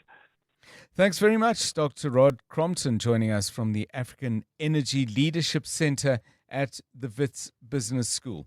702 Drive still to come on the show a little bit later. We're going to be talking to Lisa Vetten. She's chairperson of something called the Gauteng Care Crisis Committee, and they have, over the last many months, been extensively involved in lobbying around support for interventions against gender-based violence and femicide. Now, there is a council, a national council, that is meant to lead the fight in this regard. Appointments have been made, but two questions are being argued very much front and center. Firstly, are the right sectors of society represented, and linked to that, have the right people been chosen to actually come in and serve in those positions? And then there is the very, very thorny question of whether funding is being allocated by government to make all the talk and promises of action on GBVF meaningful and sustainable. Lisa Vetten is with us at about 10 minutes past 5. It's 26 minutes past 4. 702. WhatsApp John on 072 702 1702. Hi, John. Hi to the team. Hello to 702 lenders. Yes, I agree. The aggression in sport is really terrible. My son actually stopped playing soccer, and I asked him why, because I know you love soccer, and then he just told me that, you know what, mommy, soccer is very, very toxic. People shout at you if you make a mistake. The parents also shout at you if you make a mistake, so he doesn't want to play anymore. And I found that really, really sad, because he gave up something that he enjoyed simply because he didn't want the stress. Anyone coaching or refereeing in either school sports or amateur youth sports? I mean, I'd love to know what your perspective is, because as the coach, you certainly can be in the firing line from parents who, you know, everyone's kid is a Messi. Not a messy kid, but a Messi. And then they, why is my son not playing? When, especially when Karabo's in the team, and we saw what he did today. So there's that. And then as referees, is your biggest problem with the young people whose games you're reffing? Is it the parents? Is it coaches? And again, if anyone has come up with solutions to detox, because the word toxic is coming up a lot in this conversation. Anyone come up with good ways, either as a collective or perhaps you as an individual playing some kind of leading role? Do give me a call on that on 011 883 0702 and 072 702 1702. 28 minutes past 4. EWN Business. The latest business news at the start of a new week. Stephen Curtis, good afternoon. Good start it is, John. Good afternoon. The JSE All Share up 0.63%. Lower fuel prices obviously playing a bit of a role there, or not that you'd notice, I should say lower oil prices, because you now will be paying more quite a lot sooner. So the JSE All Share up 0.63%, 112,199 points. The resources up 0.87, industrials up 0.97, financials up 0.43. Been a pretty good day in other markets too, I must just say. And we can see, for example, that some of the oil shares are down, or the energy shares. So Tungela down nearly 6%, Sassa down nearly 5%. We see one or two of the others being affected by this as well. Kumba are down 4.37% today, and Omnia, they've had a very busy time in the stock exchange. They're down nearly 3%, while Woolworths are down 2.7%, and AB InBev also down 2.5%. Anglo Gold up 7% today, and Canal Plus up 4.2%, while Naspers and Prosus are up by around 3.5%. Quite a bit of corporate news. Telkom reporting that its EBITDA was up 10% in the quarter to the end of June. Revenue is up 2.6%. Their mobile phone revenue revenue was up 6.4%. John, it's fascinating. They were able to get more people in the prepaid space. So was Vodacom. So I await to see who they're stealing them from. Revenues from contracts are down slightly. They've been quite cunning. They've been expanding into areas outside the major metros. The automotive firm Mete, their headline earnings for the 6 months, they say, will be up by between 7 and 15%. The new vehicle sales market, they say, saw sales up by around 13%. And in June, the strongest June for years. Most of that from Chinese and Indian brands, putting pressure on traditional brands. The aluminium producer Hulamin, basic headline earnings per share up by over 100% for the 6 months to the end of June. Higher metal prices. They're also selling Hulamin extrusions and the containers operation. They'll use that money to pay back debt, they say. And in the US, signs of de-escalating, love that word, tensions in the Middle East bringing down crude oil prices, and that's really given them a joyful start to the week. The Dow Jones is up 1.39, the Nasdaq is up 1.2, the S&P 500 is up 0.89% on the day. Looking at oil prices right now, gold prices, $4,031.45 an ounce, platinum $1,617.90. John, on Friday, Brent crude was around $90, it's $83 a barrel now, but I mean, this goes back and forth, this swing and roundabout. And the rand to the dollar, 16.51, so beginning to claw back some of what happened last week. To the pound, 22.22, to the euro, 19.02. Stephen Crotis, EWN Business. Thanks, Stephen. News time. Here's Mbali Dlamini. Good afternoon. Thanks, John. Good afternoon. National Treasury plans to apportion 10 billion rand to the Equalization Fund to help with market volatility in the price of fuel. Finance Minister Enoch Godongwana has tabled a special appropriation bill in Parliament to make provision for the transfer from the National Revenue Fund to the Central Energy Fund.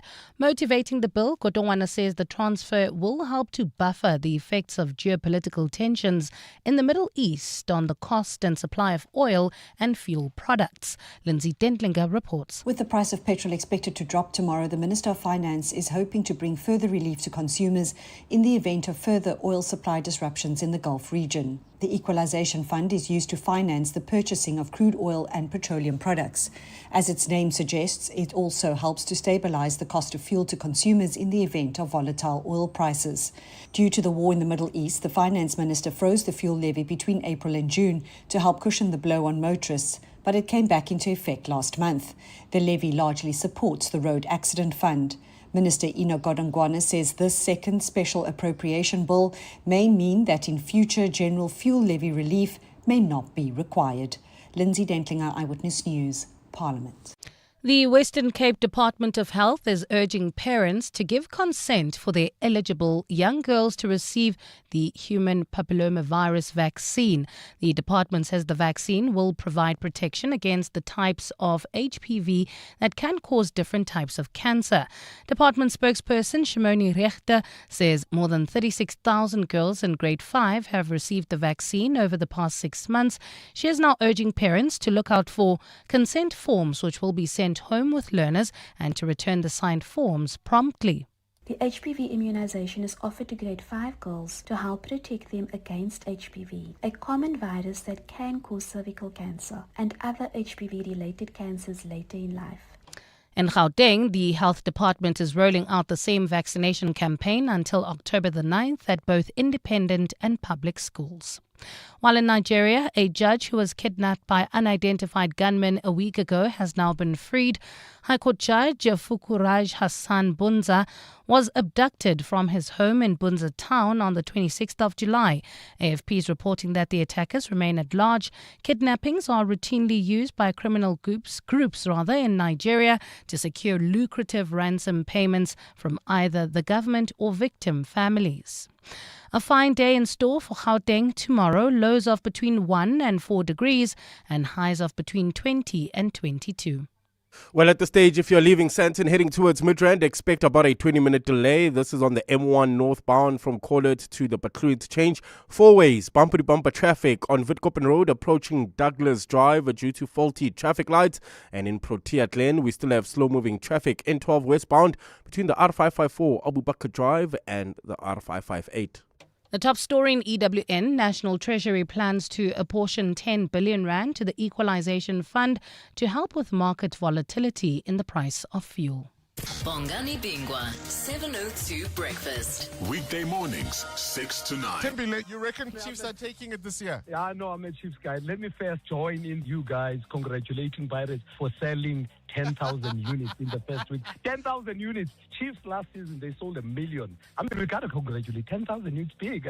That's big. And also for sold out stadium. You know, we do it every week as Chiefs. You know, Timbile, we've taken now about maybe 4 or 5 calls, voice notes from Chiefs fans. At the end of the season, we'll play them. 702 needs to do something about employing the Chiefs concentration. guys. The concentration of it's Pirates. too much.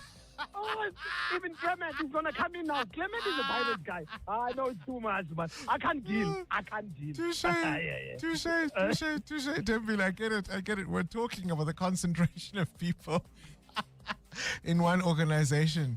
Bongani Bingwa, 6 to 9. On 702. Remember the first time your soul felt alive? That feeling is calling you back. Come to where your soul gets reborn through music at the Standard Bank Joy of Jazz, featuring a whole lot of global icons. Kamasi Washington, Ibrahim Malouf and the trumpets of Michelle Ange. Angelique Kidjo is performing, so is Nubia Garcia, Floetry, Temba, and Africa Mkize, Judith Sapuma, McCoy Mkhubata, Manana, and Tandiswa Mazwai, who will be singing Huma Sakela. Plus, over 40 world-class acts. 4 iconic stages, 1 unforgettable experience at the Sandton Convention Centre.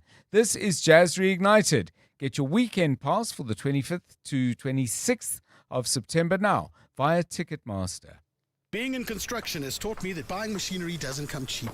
Loaders, excavators, graders, they're the heartbeat of the job site. Now, thanks to My Way Business Insurance, I save up to 20% on my insurance premiums every month. This saving helps keep my machines working and projects moving. Switch to My Way Business Insurance and save up to 20% on your yellow metal machinery. Real businesses, real savings. Call us on 0860 646464 today for a quote. My Way is a licensed non-life insurer and FSP. Standard rates and T's and C's apply.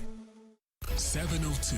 WhatsApp John on 072 702 1702. Howdy, John. My input regarding the rugby fiascos. I went to a boys' school in the 80s, a boarding school in Joburg, and rugby was indeed the measurement of what your school was. And I've got 2 sons, and were involved in provincial sport. And they both went to very good schools, one in Pretoria and one in Joburg, boarding schools.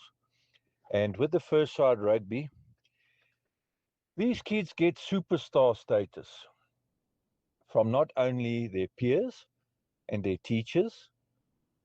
With super sports schools being involved, there's now the highlight of being on television. And it's beyond, it's a mini Hollywood. And we cannot have the top rugby players in a school, regardless of their behavior on the playground or at the schools. There's no suspensions. It's all about getting to the Saturday game. Hi, John. What your guest talking about the price of diesel forgot to mention is South Africa's complete collapse of being able to refine petroleum products in this country, which has gone roughly from 80% to around 35% currently. And the collapse of our refineries is actually largely due to the ANC again. Thanks. Cheers, John. Sports these days is becoming very toxic, and there are a lot of emotions in sports. Even at school level, because I saw a story where a parent put a gun at a rugby tournament in Zimbabwe. It happened last month. It was a tournament and the other school was given a penalty. The parent was not happy and he pulled a gun.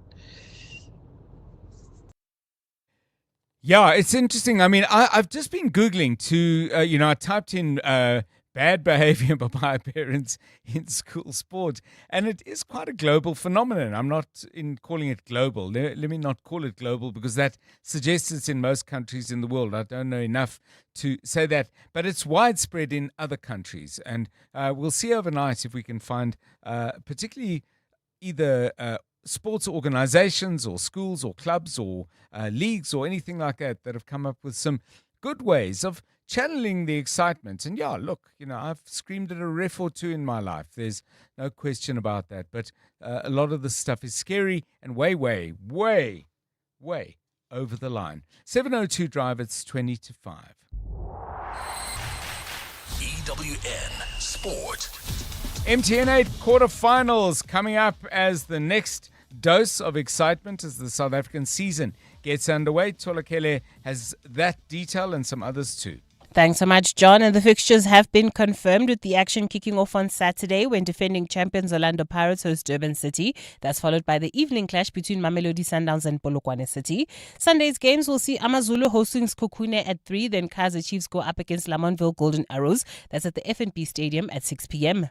Switching over to the Betway Premiership, where it was losing starts to life in the top flight for Milford and Kruger United as they lost to Pirates and Chiefs respectively.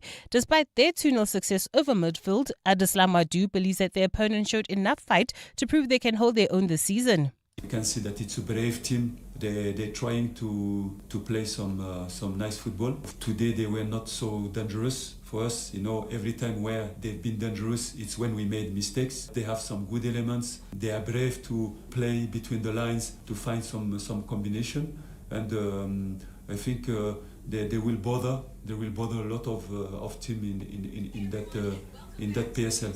Chelsea have completed the signing of midfielder Valentine Barker on a 7-year deal as he becomes the Blues' 6th signing of the off-season. Xabi Alonso has also been boosted by the return of Michaela Modric after resolving his doping case with the English Football Association. The winger hasn't played since November 2024, having returned an adverse finding for a banned substance. You can see that it's a brave team. They're trying to play some nice football. Today they were not so dangerous for us. Every time where they've been dangerous, it's when we made mistakes. They have some good elements. They are brave to play between the lines to find some combination. And I think they will bother. They will bother a lot of team in that PSL. And the Lions are the new leaders of the Currie Cup after joining the Griquas and the Stormers in being the only sides to register home wins in round 3, while the Pumas were the only travelling side to emerge victorious. Mzwake Nkosi's charges proved too strong for the Bulls as they registered a 42-19 victory in the Yexke derby.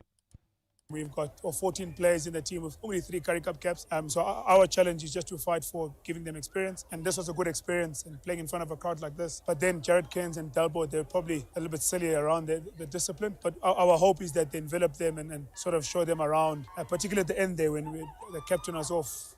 Jared was essentially by himself. Him and Dylan Shoblum in the pack. Right, we took Renat off in the backs. So we were really green in the back. Tolakele Mganga, Eyewitness News Sport. EWN Traffic. This EWN Traffic at 17 minutes now to 5 o'clock is brought to you by Outsurance. SMS out to 45142 now. And you could save on car insurance. If you don't, ask them for 500 Rand. Karabo, we had Waterkloof problems earlier. Pretoria generally a little snarled up and gnarled up. A few issues, but let me start with the good news. That Waterkloof accident on the N1 northbound before Garsfontein Road has been cleared and traffic should be back to normal shortly. However, if you're still heading in that direction, the Centurion area, traffic is crawling on the N14, on the N1 northbound between John Foster and Rigel Avenue. There's also slow-moving traffic in the Centurion area still on the N14 southbound from Jean Avenue to Brakfontein, to the Brakfontein interchange, while in Irene, traffic pressure approaching the intersection of Nelmapius Drive and Main Road in Sandton. Expect about a 20-minute delay.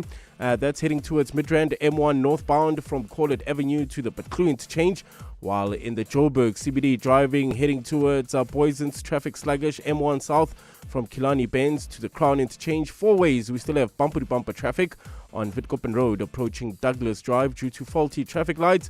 In Protea Glen, traffic heavily backed up N12 westbound between the R554 Abu Bakr Drive and the R558, and in Alex heading towards Germiston, slow-moving traffic N3 south from Marlborough Drive to the Gilulis interchange. If you come across any other traffic issues, kindly WhatsApp us on 072 702 1702. There's more EWN on air, online, and on the EWN app. Clever excuses for being late? Number 94. I ran out of petrol and had to push my car to the petrol station. Fortunately, with the Outsurance Pointsman on the roads, you no longer have to come up with creative excuses for being late. The Outsurance Pointsmen have been easing traffic congestion so we all get to where we need to be quickly and safely for the past 20 years. With Outsurance, you really always get something out. In partnership with 702, Outsurance is a licensed insurer in FSP. You're with John Perlman on 702. Let's walk the talk. Still to come on 702 Drive, another deadline in the world of Sassa grants on the one hand and beneficiaries on the other that need to change their cards.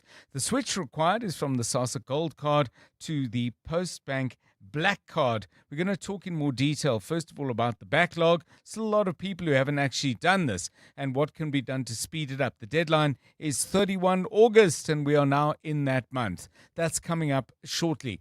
But before we talk about that, we're having an interesting conversation a little bit earlier about things you see in social media, not social media, but in communications, either an email or perhaps on a WhatsApp timeline that you actually weren't meant to see. Either they were sent to you inadvertently, or somebody said, oh, do me a favor, just grab my phone while I make sure that the chips don't burn or the braai doesn't go out or whatever it is. And, you pick up the phone and the caller's not there and suddenly you find yourself looking at something. And then there's, of course, the fruits of snooping, where if you are aggrieved by what you see, you may well have a right to be aggrieved about what you see, but you can't really be aggrieved because you're doing something you shouldn't. So there are lots of different scenarios, but I'm wondering if you have a story. Have you ever seen something on those various communication channels that you really wish you had not seen and that you could perhaps unsee,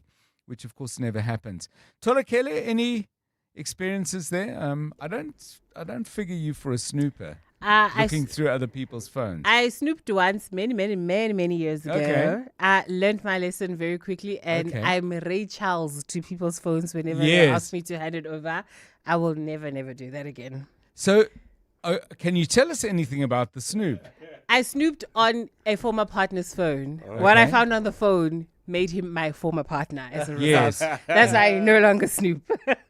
And were you looking because you thought you'd find something, or were you just having a little trawl? A message popped up that I kind of went, that's weird. And then when they left the room, because the phone was still open, I looked through the messages and I went, ugh. Sure. And then after that, I was like, no more snooping. Even though we did end up breaking up and everything, I was just like, I'm just never going to put myself through that. Yeah. If something will awful, yes, if something will reveal itself, it will do so naturally. I don't have to go finding it. Yo, Karabo Charlie, that was a very deep and heartfelt yo. Yeah, a lesson learned. Yes. How about you? Yeah, me, it was not necessarily snooping, but remember back in the days before we had when you had to call the takeout place to order food. So yeah, it was way back then in varsity days. So I lost my phone. I didn't know it was, so I just grabbed my then girlfriend's phone, and then I called myself. And guess what? I was saved as Pizza Hut, Nando's. Nando's. Hey, I guess I was extra hot, eh? I was gonna say. You will learn, eh? I was like, I learned. Clearly didn't last long. Mind your business. That's the lesson. Mind your business. In fairness, a plate of Nando's also doesn't last, but it's delicious while it does, perhaps. So my experience was none of that kind of powerful personal stuff, which I think is of one order, but.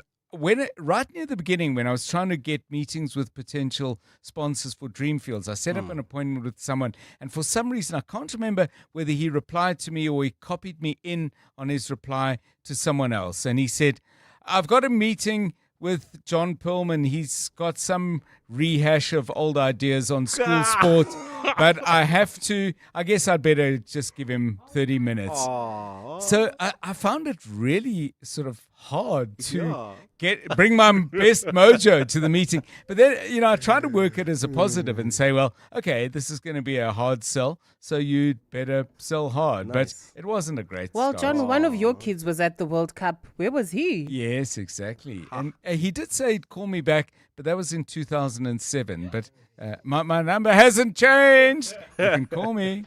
I'll call you. Actually, I won't. 702 Drive, your stories, please. 011 883 0702 072 702 1702. It's 10 to 5. Drive home with John Perlman on 702. Let's walk the talk. Well, an important deadline highlighted in a very good piece actually on the Ground Up site, Marisha Damon's, highlighting the fact that the 31st of August is a deadline for social grant beneficiaries who still have the Sassa Gold cards need to change those for the Postbank Black cards. The worrying thing, well, worrying to me, but maybe not, is that the 280,000 people who still have to make the switch. And if they don't, there will, of course, be complications and consequences. Tami Qele is the Chief Commercial Officer at Postbank and joins us now. Mr. Qele, welcome and thanks very much for giving us your time. 280,000 cards in less than a month. Is it doable? Good afternoon to you. Good afternoon, John. Thank you for having us, and good afternoon to the listeners as well. Thank you again for the opportunity. Firstly, John, we have already over 1.5 million who've switched over, already using the Postbank Black Card. We are certainly, as you said, left with about 250 to 280 that still need to come and change their cards. I think it's for that reason we say, John, they must come now. Beneficiaries, we're calling on them. We have been communicating with them since the beginning of the year, not only through radio, TV, but also directly with SMSs, calling upon them to come in their numbers, not to leave it to last minute. It's only when it's last minute that it creates problems. Yes. But if people come now, I think it always will run smoothly as we currently are running as we speak. Yeah, in other words, a steady stream and so on. If there are obstacles, what are they? Is it just a tendency to go last minute, or is it perhaps that not everybody's entirely clear about, A, that they need to do it, but perhaps who doesn't need to go? We'll be surprised by now, John, that no one is aware of the need to come forward and collect their Postbank Black Card. That's the one thing. But I think what actually we are seeing is that normal inertia of humans, wanting to leave things to last minute. If my card is still working, why not? Why do I not stretch it to the end? The problem with that is you don't know what's going to happen at the end because you may have other emergencies and then you need your monies. And it's important that you come now to avoid something that is very avoidable at this stage. We've got capacity, John, and to the listeners, we've got capacity to be able to service everyone that comes in now. If I may just remind people, we were doing in March and Feb last year, we were doing 500,000 people per month. Yes. So we can certainly be able to consume and be able to service everyone. But we just don't want everybody to come on the last day. That's the one thing we don't want. We also want people to come just before they get their grant, so that they can access their grant without any problems. So I've got a message from Nick, and one of the key things I would think in making those queues manageable is to not have people in the queues who actually don't need to be there. So let me share with you what Nick has sent, and then let's get your view, Mr. Qele. Here's Nick. John, when you speak to Postbank, please get clarity. Getting the new card for pensioners is only applicable to those who do not have their Sassa pension going into their bank account. In other words, those who draw cash from ATMs. Has Nick summed it up accurately?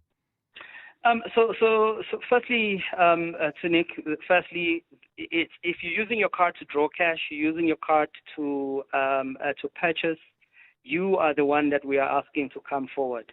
If you already have the Postbank Black Card, there is no need for you to do anything. If you are getting your new card, your card works immediately. There is no changing over of funds because the funds remain in your account regardless of a card. So people must not overthink this process. This is a simple process. You're collecting your card like any other bank would require you to come and get your card when it has expired. a new card when your old one has expired. This is the same thing. So we ask people to not come forward if they already have the card, and also come forward and get your new card. Don't have to go to Sassa for registration or check with Sassa, because we've been doing this for a couple of years now, and we think it's clearly been proven that your card works immediately once you've collected it. So let me just stretch next question with a little bit with a question of my own.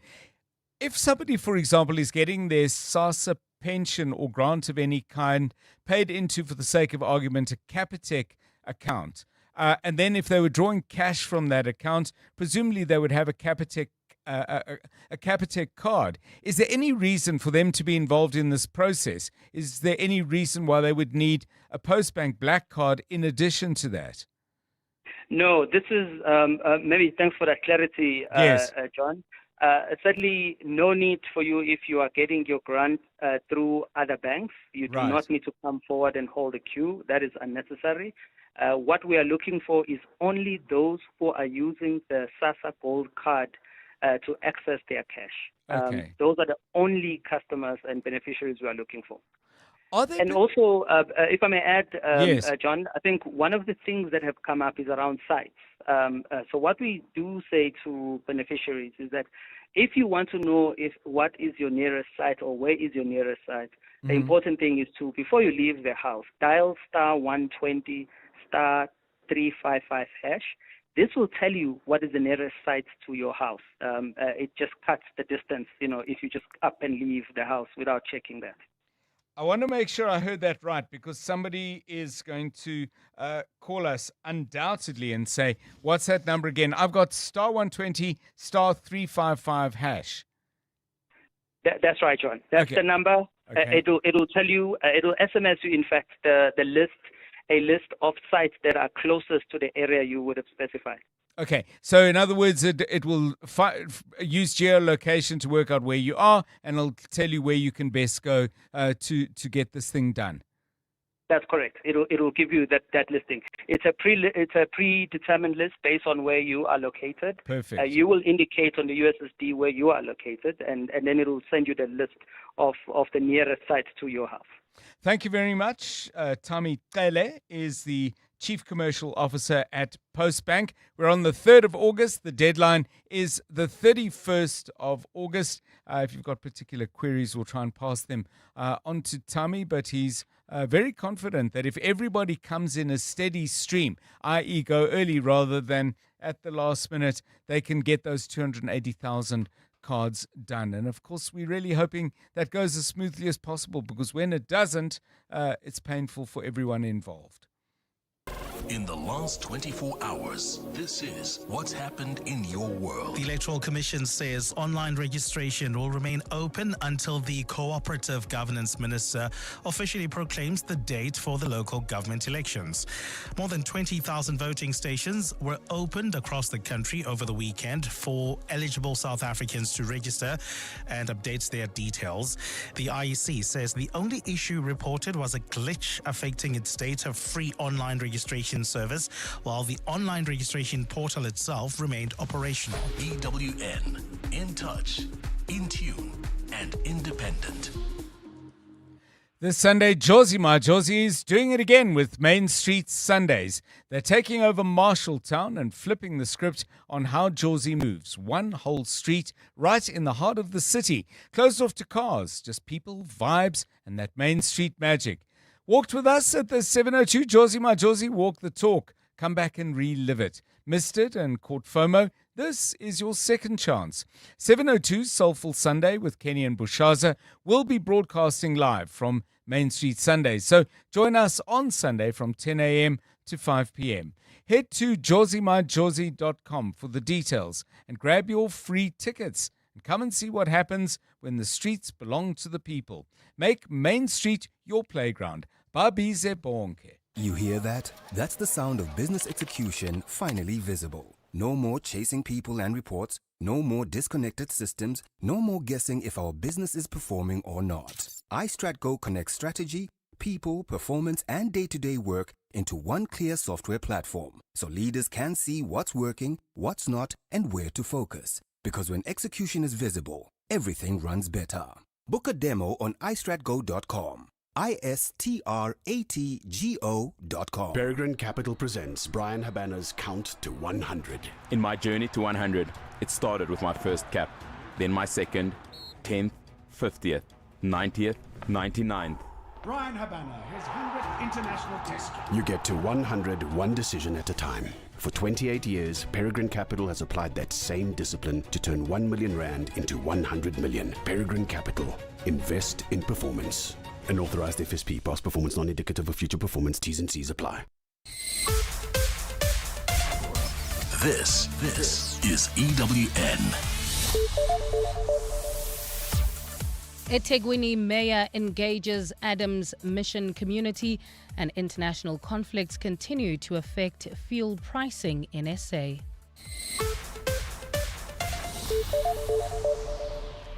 Good afternoon, I'm Bali Dlamini. eThekwini Mayor Cyril Xaba is currently engaging the community of Adams Mission in Durban following the tragic death of a man who was run over by a water tanker.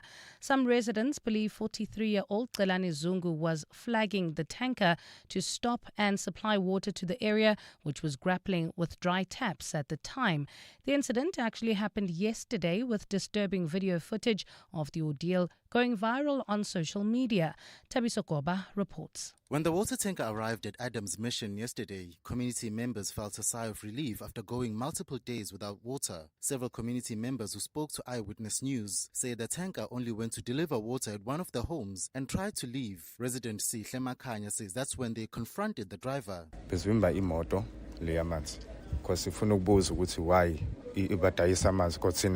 we were trying to stop the water truck because, as far as we know, the municipality doesn't sell water. We know that water is supposed to be provided to everyone since we all don't have it. When we tried to talk to the driver, he didn't want to hear us, and unfortunately the deceased man stood in front of the truck and got knocked down. Police have opened a case of culpable homicide. Tabiso Koba, Eyewitness News, Durban. More than 29 million South Africans are currently registered to vote in the upcoming local government elections. The IEC concluded its final voter registration drive this past weekend, where more than 290,000 first-time registrations were recorded.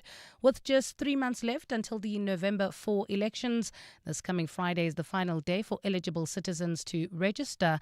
Speaking at a media briefing in Centurion today, IEC CEO Sai Mamabolo hailed both registration drives as a success. The combined impact of the two registration weekend drive resulted in close to 4.7 million interactions with voters, compared to 1.7 million transactions recorded during a comparable election in 2021.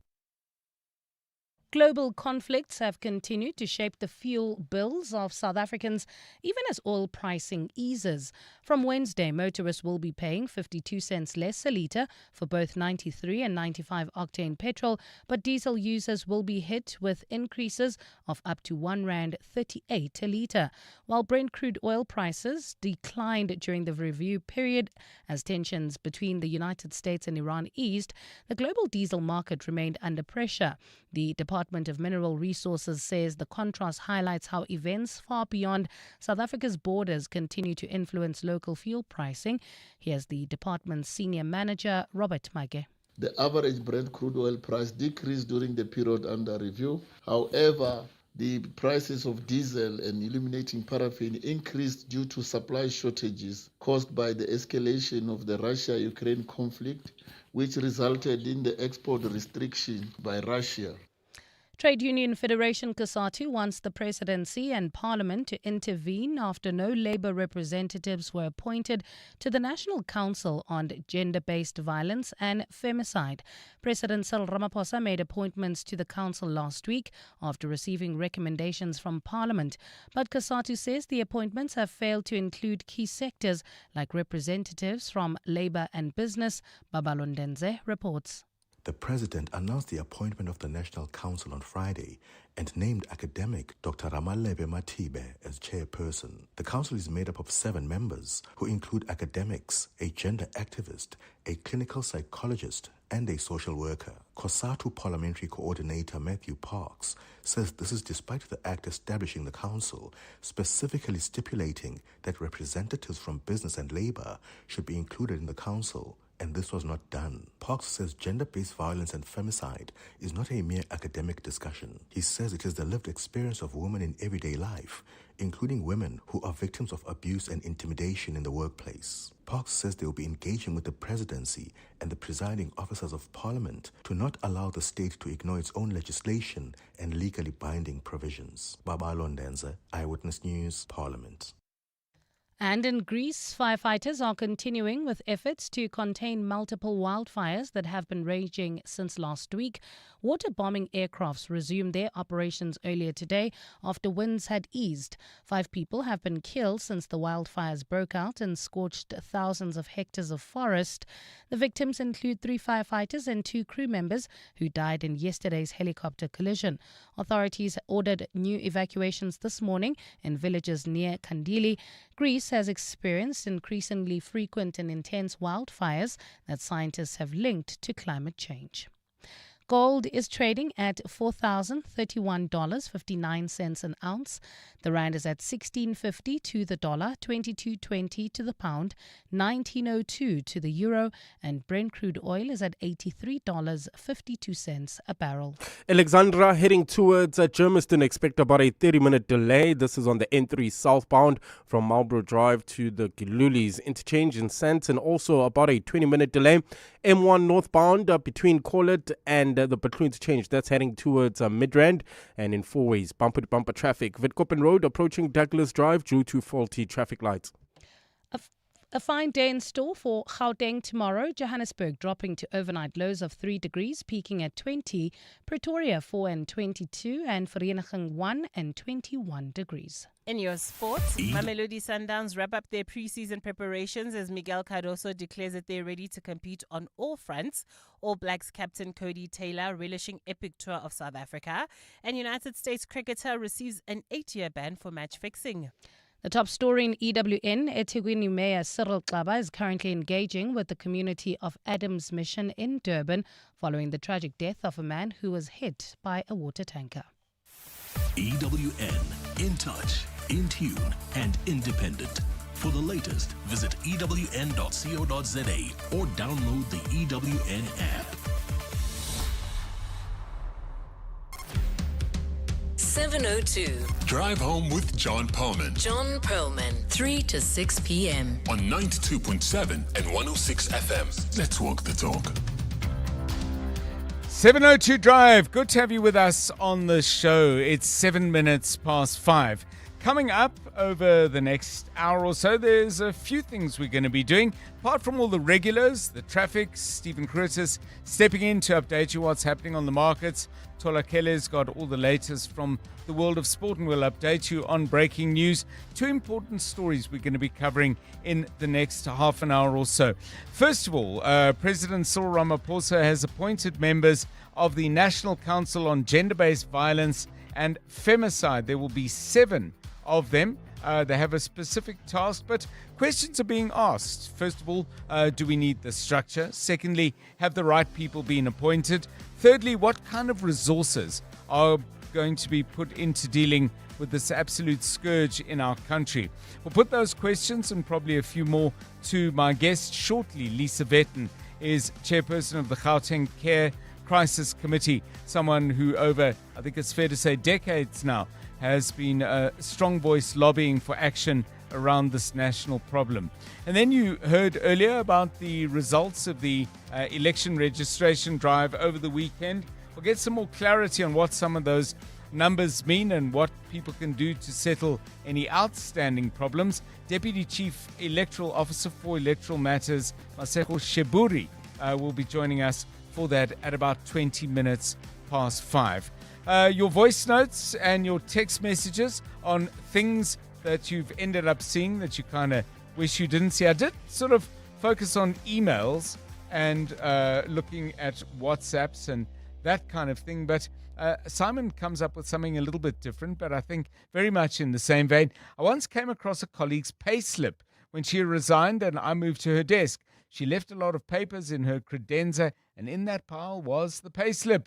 I nearly fell over, as her salary was 3 times mine, yet we were both on the same level. Let's get some of your thoughts. 702. WhatsApp John on 072 702 1702. Hi, John.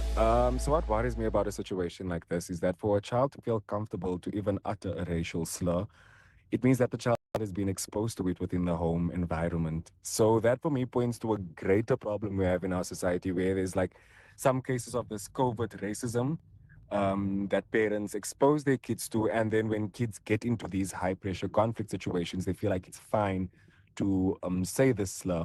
So I think it does point to a larger problem we have to address in our society about what is happening in our homes and what are the different forms of racism that people expose their kids to. Thanks, Michael from East Rand. Yeah, thanks, Michael. And Michael responding to a conversation we were having earlier, a broad one about violence, hostility, aggression, and yes, a racist incident down in the Western Cape at both school and youth sports. And Michael adding an important layer. 702 Drive, it's 5:10. You're with John Perlman on 702. So at the end of the show on this Monday, as we do every Monday, and in fact every Monday to Thursday, we have music for you, a musical theme that we select. And we thought of this one for today, a song that you would send to somebody who's feeling ill. Might be feeling down because they're ill, but we're not talking about people who are sad or unhappy, but people who are actually just feeling rotten and maybe a little down in the dumps as a result of it. Here was the first suggestion we got. Lean on me when you're not strong, and I'll be your friend. I'll help you carry on, for it won't be long. So many great songs by that man, Bill Withers. That's one that people will know well. Your suggestions, do keep them coming. We've got some good ones, but we could do with a few more. 072 702 1702, 11 minutes past 5.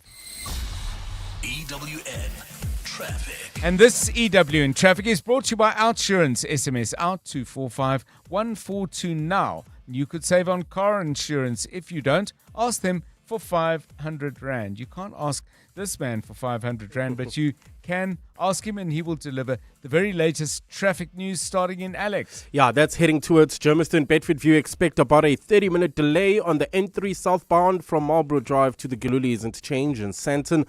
Also expect about a 20-minute delay heading towards Midrand, M1 northbound from Corlett Avenue to the Batlu interchange. Joburg CBD, peak hour traffic, M1 southbound between Killarney Bains and the Crown interchange. While in four-ways, bumper-to-bumper traffic on Witkoppen Road approaching Douglas Drive. This is due to faulty traffic lights. Ekurhuleni, Kempton Park, there's a hold-up on Zierfontein Road. This is between Green Avenue and Parkland Drive. In Protea Glen, traffic heavily backed up still on the N12 westbound between the R554 Abu Bakr Drive and the R558. In Irene, Pretoria, traffic pressure approaching the intersection of Nalmepius Drive and Main Road. Centurion, traffic gridlocked. N1 northbound, that's heading towards Linwood between John Foster and Rigel Avenue. And still in Centurion, traffic crawling. N14 southbound, that's driving into Midrand from Jean Avenue all the way to the Brakfontein interchange. If you come across any other traffic issues, kindly WhatsApp us on 072 702 1702. There's more EWN on air, online, and on the EWN app. Deciding to ignore the DIY instructions may only cost you a few hours, but deciding to stay with your current car insurance could be costing you thousands of rands in savings a year.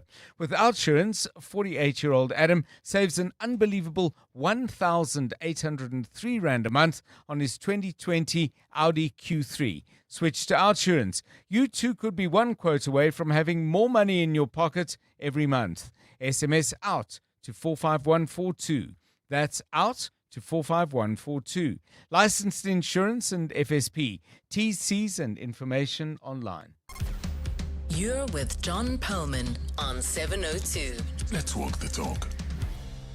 Well, there's been some reaction now to the details announced on the 1st of August by the president, or the presidency, I guess, A National Council on Gender-Based Violence and Femicide has been spoken about for a while. The 7 people who will sit on that council will serve for a period of 3 years. So some questions have been asked about, have they got the right mix of people? Others are asking what this council will actually do. And for example, Kasatu is saying nobody from the labour sector, surely they should have some representation there. So let's get some clarity on this and interrogate as well whether sufficient money is being provided to make this thing work. And welcome to the show, Lisa Vetten, Gauteng Care Crisis Committee chairperson and an activist around these issues for many years now. Lisa Vetten, welcome, and thanks so much for joining us on 702 Drive. First of all, thank you, John. In assessing the council, I mean, what is it meant to do, and is it the right vehicle for doing that thing? Well, it's primarily a coordinating structure. I think many people hoped it would have some kind of implementation powers as well as some kind of authority, and particularly the power to hold government departments to account. But that's not what it is. It is a coordinating structure. So it's chiefly responsible for doing things like developing the National Strategic Plan, and that's a very important role it does need to play because the plan actually came to an end in 2025.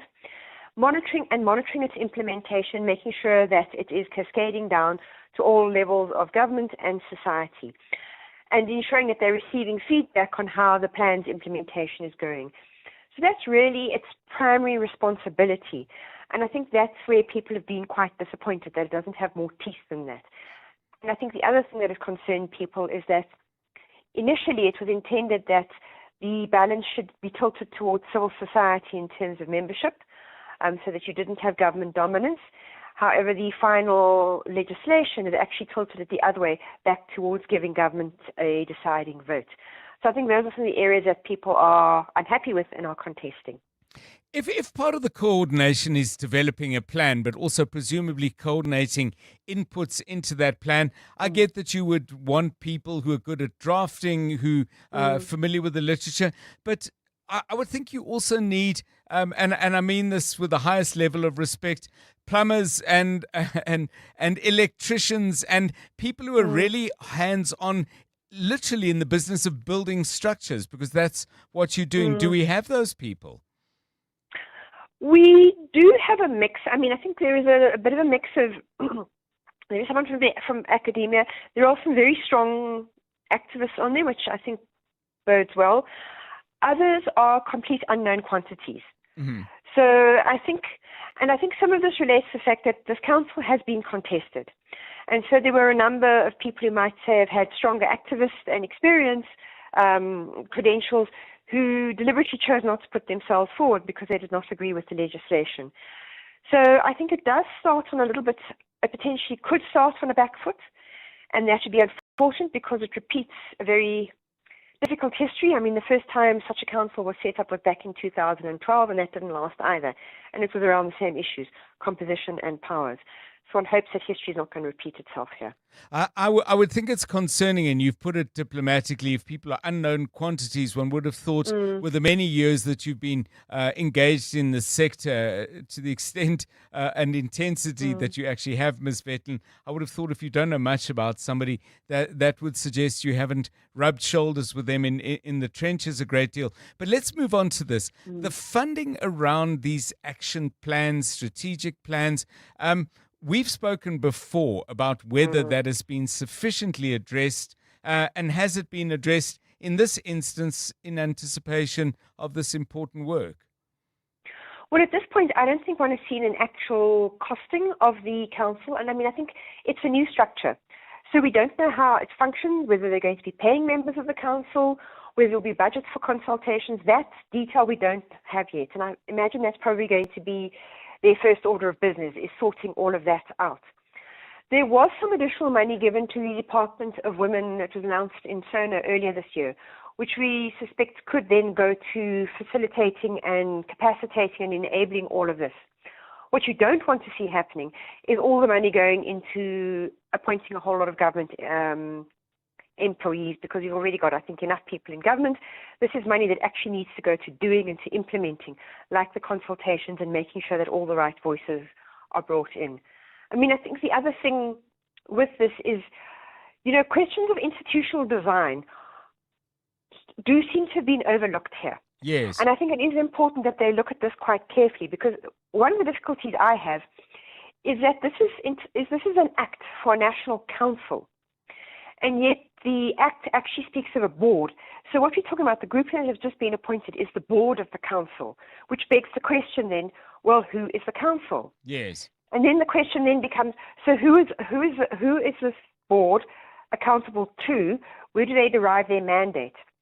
And then there is another structure that calls itself the GBVF Collective, that was established around the 6 pillars of the NSP. And they meet regularly around the NSP, and they talk about implementation, and it comprises both government and civil society. It's an interesting structure. It's been at work now for a good couple of years. Where do they feature in this?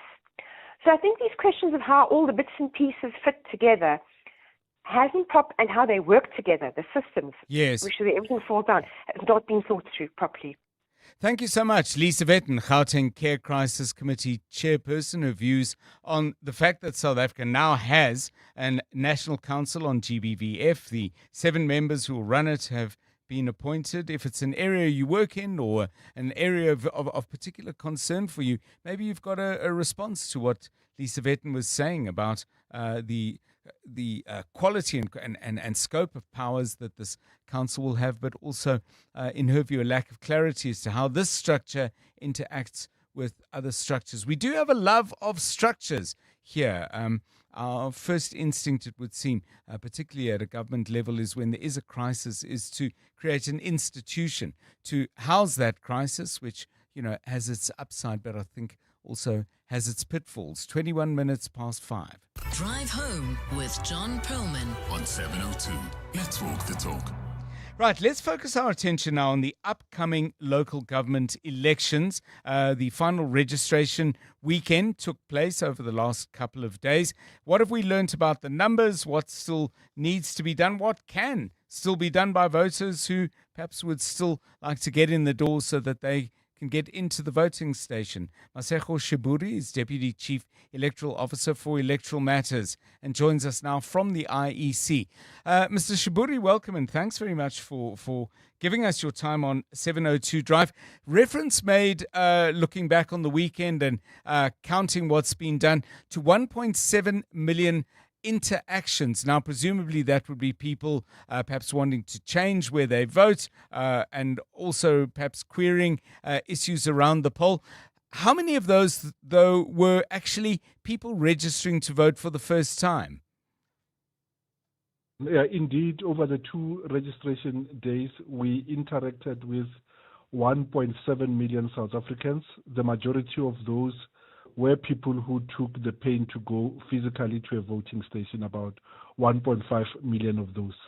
Out of the 1.7 million persons, just under 300,000, 292,000 were persons who were registering as voters for the first time. And about 84,000 or 1.5 million were persons who, while registered, still felt the need to either go inspect their details and establish that there was indeed a need for them to update either their address because they may have moved, or owing to the change in the configuration of wards that were determined by the Municipal Demarcation Board, they may now be falling outside of the wards where they ordinarily know to be to themselves to be registered.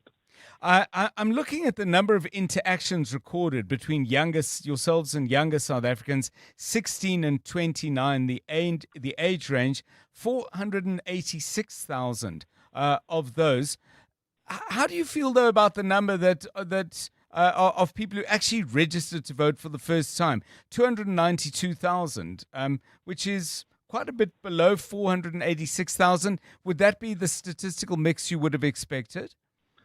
It is underwhelming for us, but if you consider that we have added other registration modalities, so we no longer see that huge bulk over the registration weekend. Registration has been almost equalized over time. But if you want to put a positive look at it, since the last elections in 2024, the Commission has registered in excess of 2.1 new million voters in the space of 2 years. So that brings the voters' roll to 29.1 million. However, because the voters' roll is made up of real people, in the corresponding period, we have unfortunately lost over 800,000, Yes. mainly owing to mortality. So it is a moving target. So you must register more just to reverse the net loss that you suffer in between elections. What's your sense, Mr. Shiburi, of the regional spread? I mean, KZN, as I understand it, the largest number of people coming to engage with you at a station level. That could be because KZN has a large population, but is it a reflection of the fact that elections in that province are expected to be highly contested, whereas there might be less of a sense of urgency and energy in other provinces? Is this purely a reflection of demographic size, or does it also give us a sense of the strength with which the political winds are blowing? You've got it spot on. It's more than just a reflection of the population density. In a research that we did ahead of these elections, we've observed a paradox of very low trust in democratic institutions in that province, but a heightened intention to participate more than anywhere else in the country. So that's why we are putting specific emphasis to understand the dynamics in that province. So it is more than just a function of the size of the population. It might just be a reflection of the shift in the body politic and the expectations that elections there might be highly contested. And just finally, Mr. Shiburi, I understand there's one more deadline till midnight on Friday. If I've got that right, what can people do between now and then? Indeed. What we have closed are the convenient opportunities at the voting station for registration. However, persons can go online, register-to-vote.org.za. That facility is reversed bill, so people won't incur cost when they register online with us. Today, we announced also that we are extending online registration to the WhatsApp platform because it is a pervasive platform. It offers convenience, ease, and mobility. So persons can still go on those platforms to register until about midnight on Friday, the 7th, when we expect the minister to proclaim the date of the election. And on that day, the voters' roll will be sealed ahead of the elections. Thank you so much, Ms. Sekho Shiburi, Deputy Chief Electoral Officer for Electoral Matters. Did you interact with the IEC, with the voting system of the country over the weekend? Any feedback, any thoughts? Give us a call on 011 883 0702 072 702 1702. 27 minutes past 5. EWN Business. Stephen Critters back with us on a very interesting day on the markets. All sorts of stuff happening. Indeed, John. Actually quite busy for a Monday. Good afternoon. The JSE All Share up 1.06% to 112,675 points. Financials up 0.77. Industrials up 0.86. Strong day for resources up 2.25%, largely because of Anglo Gold. Anglo Gold Ashanti, really a very strong result from them. A 58% increase in headline earnings. Obviously a 35% increase in the average gold price, having a big impact on those results. Management saying there's also been a focus on cost management, but that really helping the indicator. Gold Fields up 3.68%, so Anglo Gold up 9%. Some of the other gold miners up by around 3. Gold Fields is up 3.68, Harmony up 3.63, Pan African Resources up 3% as well on the day. Canol Plus, they're up 3.63. Naspers and Prosus are up by around 3%, and then Telkom is up 2.86%. They reported today that their EBITDA is up 10% in the quarter to the end of June. Revenues are up 2.6%, doing nicely in the mobile space, getting more customers in the prepaid space, losing some from contracts. They've been focusing on areas outside of the major metros. The aluminium producer Hulaman saying that after everything that's happened over the last 6 months, their basic headline earnings per share are up over 100%, partly because of higher metal prices. They've also been selling Hulaman extrusions in the containers operation. They say they'll use that to pay back debt. And Meta, the automotive firm, they say headline earnings will be up for the 6 months by between 7 and 15%. There's been a lot of movement in car sales from Chinese and Indian brands, putting pressure on other cars, some of which are made here. Energy stocks down. John Tungela down 4.9, Kumba down 4.09, Sassa down 3.62. Well, two of the financial shares too. Suntam's down 2.5%. AB InBev and British American Tobacco both down by around 2.5% as well on the day. In the US, a very strong start to the week, partly because of hopes of a de-escalation in the situation regarding Iran, Israel, and the United States. The Dow Jones is up 0.99. The Nasdaq is up 1.75. The S&P 500 is up 1.16% on the day. The gold price $433.28. Platinum $1,622. Brent crude $83.84. The rand to the dollar 16.53. To the euro 19.01. To the British pound 22.19. On the Money Show tonight, we will be talking, of course, about fuel prices. John, the impact on inflation. The Purchasing Managers Index, it's sponsored by ABSA, dropping to its lowest level really since the start of the year. That's over what's happening in the Middle East. More on what's happened with Eskom and that big announcement by the president on Friday. I thought that was really important. We'll talk about South African companies in Africa, cryptocurrencies, and then I've spoken to lots of people on the Money Show in terms of how I made my money, but never a sweet maker. Claire Swanson is the owner. The name of her company. It's a lovely company for a sweet company. It's called Always Remain Kind, which, as you know, is my personal motto on the Money Show. Yes. Stephen Krutter's EWN business. Keep some samples back. Don't eat all of them. The Money Show coming up between 6 and 8 with Stephen Curtis. Lots to listen to and look forward to there. Time to get the very latest eyewitness news, and Bali Dlamini is ready and waiting. Thanks, John. Good afternoon. The Financial Sector Conduct Authority has significantly intensified its crackdown on financial misconduct, imposing a record 2.89 billion rand in admin penalties during the 2025-2026 financial year. This as it targets online scams, market abuse and the misappropriation of client funds. According to the regulator's latest actions report, the penalties were imposed on 76 individuals and entities across 62 cases. Annalita Fandese has more. The FSCA says the surge was driven primarily by serious contraventions of the Financial Advisory and Intermediary Services Act, market abuse offences and failures to comply with anti-money laundering requirements. The report covers the period from 1st April 2025 to 31st March 2026 and reflects what the FSCA describes as a more risk-based and outcomes-focused enforcement strategy. Enforcement activity also gathered pace during the year, with the regulator finalizing 678 investigations, up from 633 the previous year. The report paints a picture of a regulator increasingly focused on tackling digitally enabled financial crime, warning that online scams are becoming more sophisticated and pose one of the biggest threats to South African consumers. Annalita Fandese, Eyewitness News. Cape Town Mayor Jordan Hill-Lewis says urgent talks are needed to resolve a dispute with national government over expanding Metro Police powers before the matter ends up in court. The city has formally declared an intergovernmental dispute with Acting Police Minister Feroz Kachalia over the Metro Police's lack of investigative powers. The declaration triggers a mandatory mediation process aimed at reaching an agreement.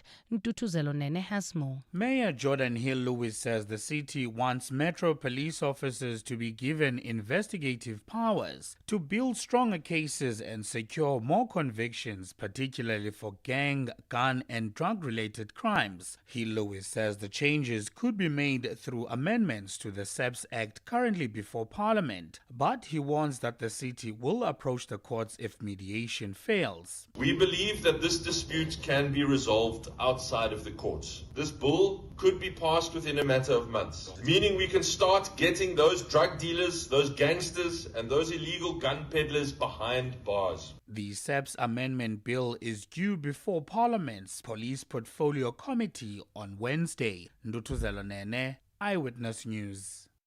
And in Nigeria, a judge who was kidnapped by unidentified gunmen a week ago has been freed. High Court Judge Fukuraj Hassan Bunza was abducted from his home in Bunza town on the 26th of July. AFP is reporting that the attackers remain at large. Kidnappings are routinely used by criminal groups in the country to secure lucrative ransom payments from either the government or victims' families. A fine day in store for Gauteng tomorrow. Lows of between 1 and 4 degrees and highs of between 20 and 22. Bumper-to-bumper traffic in the four-ways area on Witkoppen Road approaching Douglas Drive due to faulty traffic lights, while in Leondale, expect some delays on Leondale Road. This is between the R103 and the N3. Alex, you can still expect about a 30-minute delay. This is on the N3 southbound from Marlborough Drive to the Gilulis interchange. The top story in EWN, the Financial Sector Conduct Authority has significantly intensified its crackdown on financial misconduct, imposing a record 2.89 billion rand in admin penalties during the 2025-2026 financial year. The Midday Report. Weekdays, 12 to 1. There are calls for IDAC to be disbanded entirely. How would the NPA feel about that? No, we are very clear that's not something that we are even considering, because there is nothing wrong with IDAC as an entity. There is something wrong with the individuals who were going beyond their mandate. We are committing ourselves to make IDAC what it was intended to be, and there's not even talks about it being pushed out, because I don't know what we will achieve.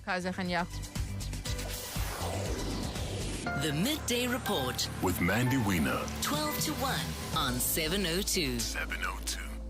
Smart business moves mean more cash flow. Switch to Outsurance Business Insurance and you could get a massive 20% discount on your business insurance premium. Here's Dr. Fahim from Matrix Dental. We were with our previous insurers for many years prior to the switch. We found that Outsurance really understood our business needs. We are happy with our premiums. I wish we had switched sooner. Get a quote to switch and save today. Visit outsurance.co.za or call 0800 60,000. Licensed insurer in FSP. TCs and information online. Pedestrians, winter days are shorter. That means more walking in the dark. If drivers can't see you, your life is at risk. Wear bright or reflective clothing, add reflective strips to your school bag, and use a flashlight when walking at night. Walk in groups where possible. Being visible is not just a choice, it's your protection. Be bright, save your life this winter. This message is brought to you by the National Department of Transport. What's for dinner tonight, South Africa?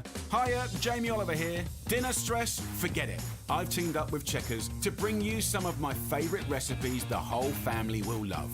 Like my chili con carne meatballs. Proper comfort food from me and Checkers.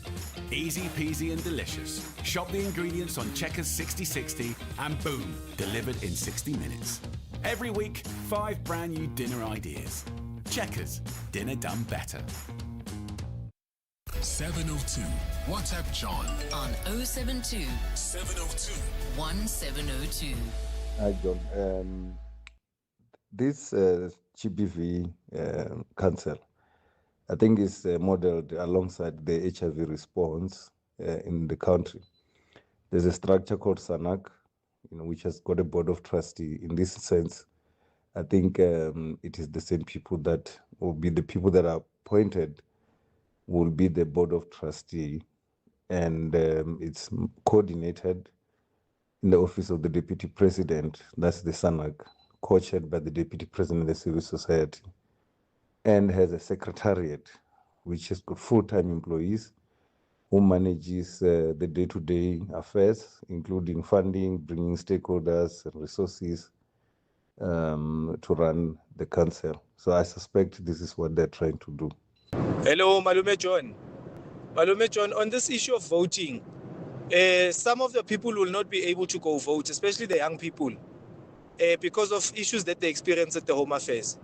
I, for one, my uncle and his son, they've been going back and forth at the Home Affairs. He's trying to change his son's surname into his as the father. But they've been turned away back and forth, even though they have all the necessary documentation. So Home Affairs also plays a role in these delays in people not participating in the voting system. Yeah, I mean, if you've had a similar experience, please do get in touch. I mean, I do think there's more than one issue at play here in regard to younger people and them going out to vote. And problems getting the right documentation could certainly be a factor. But I think there is a bigger problem of faith and belief that participation in the political system will actually make a material difference in your life. But thank you. I mean, that's an important thread for us to keep a closer eye on. 21 minutes now to 6. EWN Sport. Tola Kelly, a very good afternoon to you once again. Opening week of the Betway Premiership Games. Sundowns were given an extra week for preparation, but presumably getting ready for action now. Absolutely, John, and they've completed their pre-season tour of Europe after being granted an extra week to prepare for the 2026-27 campaign. The African champions set out the first round of the Betway Premiership Games this past weekend and will host Polokwane City in the MTN8 quarterfinals this Saturday night. Miguel Cardoso says the encounters had an added level of importance following the loss of midfielder Jaden Adams, as his players were provided a chance to deal with his death. Well, I think it was, first of all, a very important turnover in terms of emotions. We had to interrupt the pre-season. Fortunately, by the disappearing of Jaden, we went to the memorial. We were not in the best place, let's say, emotionally. So coming out from the country and escaping a little bit from the context was very important. In transfer news, Kaizer Chiefs have announced the signing of winger Langelihle Pile from Stellenbosch, while Ashley Dupree and Given Simangwa are headed to the Winelands as part of the deal. In England, midfielder Jordan Henderson has joined Chelsea on a 2-year deal. That's after his contract with Brentford was mutually terminated. While Mauricio Pochettino has signed a contract extension to remain the head coach of the United States. That's until the 2030 World Cup. Switching over to rugby, where Cody Taylor says the All Blacks are relishing the chance to face South African opposition again. That's 6 years after SA Rugby left Super Rugby. Taylor will captain New Zealand during the early stages of rugby's greatest rivalry tour in the absence of the rested Ardie Savia, while their first game of those clashes will be against the Stormers on Friday. I'm just, I suppose, taking that role on while Ardie isn't here, and it's a huge privilege. I suppose lead a group of men like we have, and when Ardie gets back, he'll have that I suppose belt again, and rightly so. But Ardie's been playing a lot of rugby over the last I don't even know how long, over 18 months or so. So he deserves a break, and we've got a massive calendar leading up that we're working into this year, and I don't think it starts any harder than coming to play South Africa. And the United States' Bodugam Reddy has been banned from all cricket for 8 years by the ICC after being found guilty of 3 counts of breaking anti-corruption rules by a tribunal. Reddy has been banned from cricket since November and was found guilty of charges relating to match fixing, soliciting others to fix matches, as well as destroying evidence that could have been relevant to the investigation. The ICC say the offences took place during the Abu Dhabi T10 competition. Tolagele Mganga, Eyewitness News Sport. EWN Traffic. 18 minutes now to 6 o'clock. Let's get the latest traffic news that you need to know. And in Kempton Park, sounds like we've got some problems. Karabo Charlie has the details. Yeah, that's in Kempton Park on Zierfontein Road. There's a hold-up. This is between Green Avenue and Parkland Drive. Not clear what's causing that delay. But if you're on that route, please let us know. You can WhatsApp us on 072-702-1702. Still in Ekurhuleni, Leondale. Expect some delays on Leondale Road between the R103 and the N3 Alexandra. There's about a 30-minute delay on the N3 southbound from Marlborough Drive to the Kilulis interchange. Santon, you can still expect about a 20-minute delay heading towards Midrand. That's on the M1 northbound from Corlett to the Patlu interchange. While in the Joburg CBD traveling towards Boysons, there's bumper-to-bumper traffic M1 southbound. This is between Killarney Benz and the Crown interchange. Four ways also traffic heavily backed up on Witkoppen Road approaching Douglas Drive due to faulty traffic lights, while in Protea Glen, traffic pressure on the R559 opposite GOG Gardens in the city of Tshwane. Irene, there's heavy delays approaching the intersection of Nalmepius Drive and Main Road. Centurion, traffic also gridlocked on the N1 northbound from John Foster to Rigel Avenue, and finally still in Centurion, this time heading towards Midrand. Expect some delays. N14 southbound from Jean Avenue all the way to the Brakfontein interchange. If you come across any other traffic issues, kindly WhatsApp us on 072-702-1702. There's more EWN on air, online, and on the EWN app. You're with John Perlman on 702. Let's walk the talk. 702 Drive. Okay, it's 16 minutes to 6. I think it's time for us to have some music, don't you? The theme that we created for today's musical feature on 702 Drive is if you know somebody who's not feeling well. By the way, it could be yourself as well, I suppose. You could use a song to cheer yourself up. But let's stay with the original framing and ask you this. A song you would send to somebody you care about who is really not feeling healthy at all. We've got a couple of your voice notes already. We're going to play some more going forward. But if we don't have yours yet, please send it to 072-702-1702. Here's one that's already in. 702. WhatsApp John on 072-702-1702. Hi, afternoon, John. My one for today would be Peter Gabriel, Don't Give Up. Is Rachel.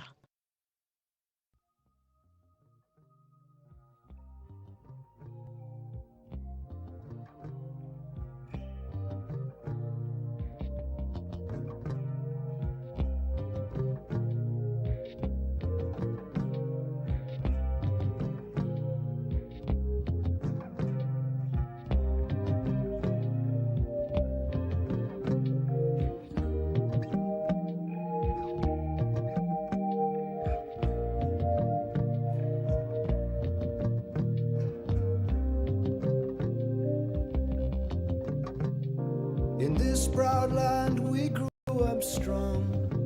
We were wanted all along.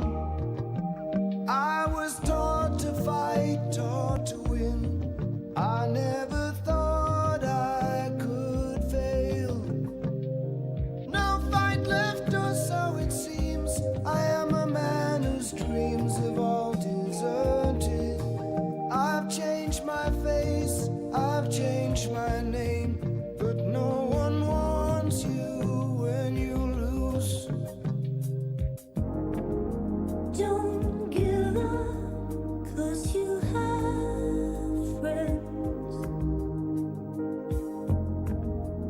Don't give up, you're not beaten yet. Don't give up, I know you can.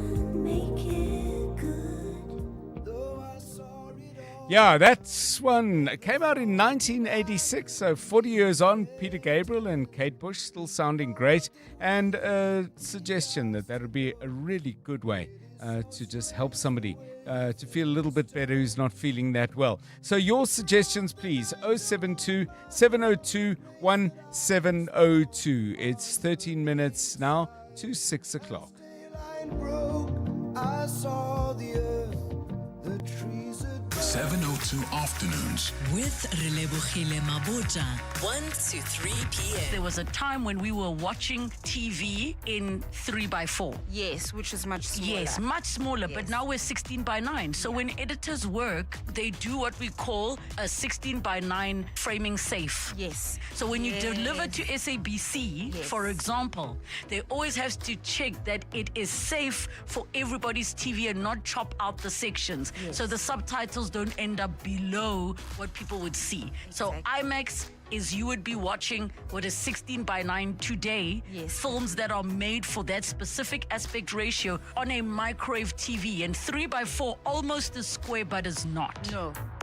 702 Afternoons with Relebohile Maboja. Let's walk the talk. So the other day I get this call from an insurance company. They asked if they could quote me. I said, quote me? I can't remember what I said, but if you're still thinking about it, it must have been pretty good. Mom always said I have a way with words. They just put down the phone. I don't get it. Don't get that insurance. Get Pineapple. It's easy to get and online. Pineapple FSP 48650 is underwritten by Omart Insure Limited, a licensed non-life insurer and authorized FSP. T's and C's apply. New shape, new joy. Unfold more of what you love with the all-new Samsung Galaxy Z Fold 8. A bigger screen when you need it, a compact design when you don't, and Galaxy AI that helps you capture, create, and explore with ease. That's on Joy Maxing. Pre-order the all-new Galaxy Z Fold 8 and get up to 1,500 Rand worth of accessories. Offer available at participating stores until 12 August. T's and C's apply. The Johannesburg Philharmonic's early spring season features world-class international conductors and soloists performing with our finest musicians. The program includes favorites by Tchaikovsky, Mozart, and more. Thursday evenings at the Linda Auditorium from 13 August to 3 September at 7:30 p.m. Tickets available at Quicket. 702. WhatsApp John on 072 702 1702. Afternoon, John. For a person who is sick, I would send Eternal Flame by the Bengals. It's Dudu here from Pretoria. Dr. Johnny, for me, it will definitely be Mariah Carey. Anytime you need a friend. Yeah, I love it. It's a beautiful song. You can lift the spirit. It's Adi from Pretoria. Thank you for a great show as always. Bye.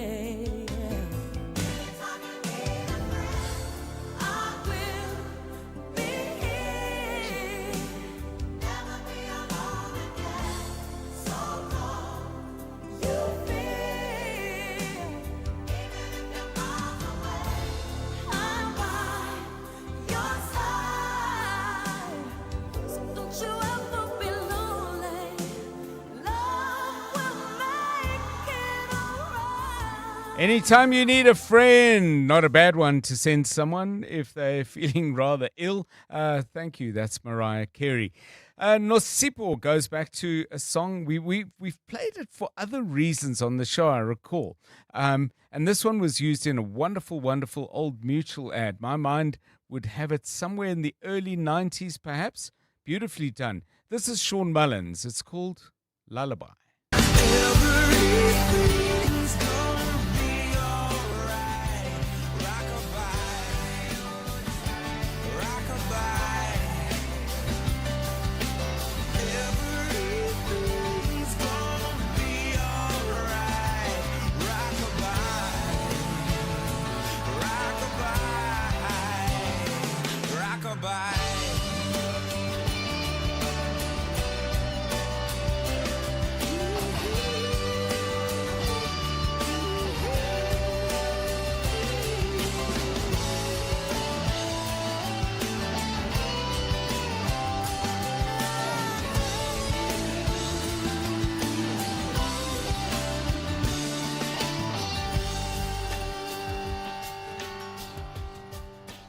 Yeah, really like that song when it came out, still like it now. Songs that you would send to someone who you care about who isn't feeling that great. We're talking about feeling sick, actually, not so much feeling down or depressed or personally sad, but rather focusing on physical ailments. Let's hear from you again. Good day, Mr. John and team. Nash here from Brakpan. I would send a song from Mac Davis, Oh Lord, it's hard to be humble. Sure to make your day. Hi, John, and 702 Lenders. It's cool fella here. Yeah, another song, John. I think you can send to a friend. It's Count on Me. Yeah. Whitney Houston and Cissy Winans. Amen.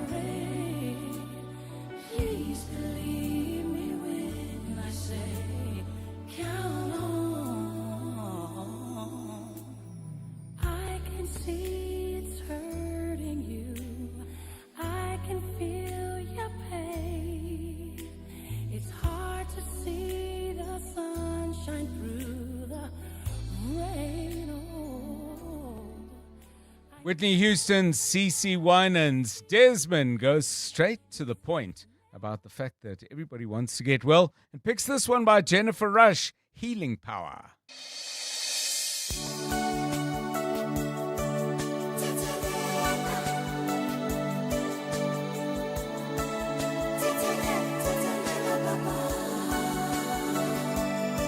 Do you believe there's a healing power in love?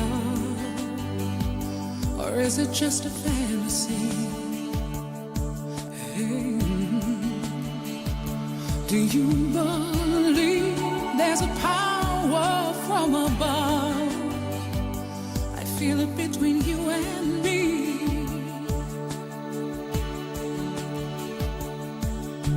And I don't have to look in your eyes to know there's something going on here that's out of our control.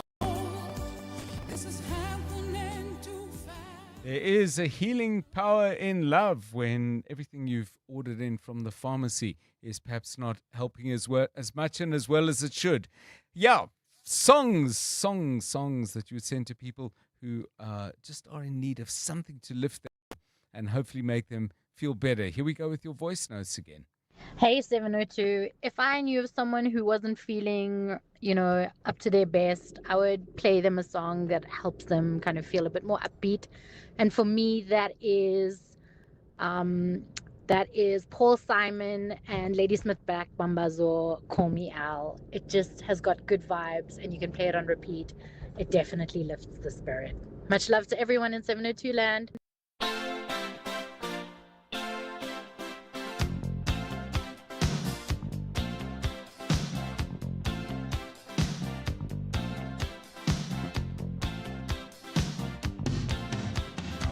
A man walks down the street, he says, why am I soft in the middle now? Why am I soft in the middle?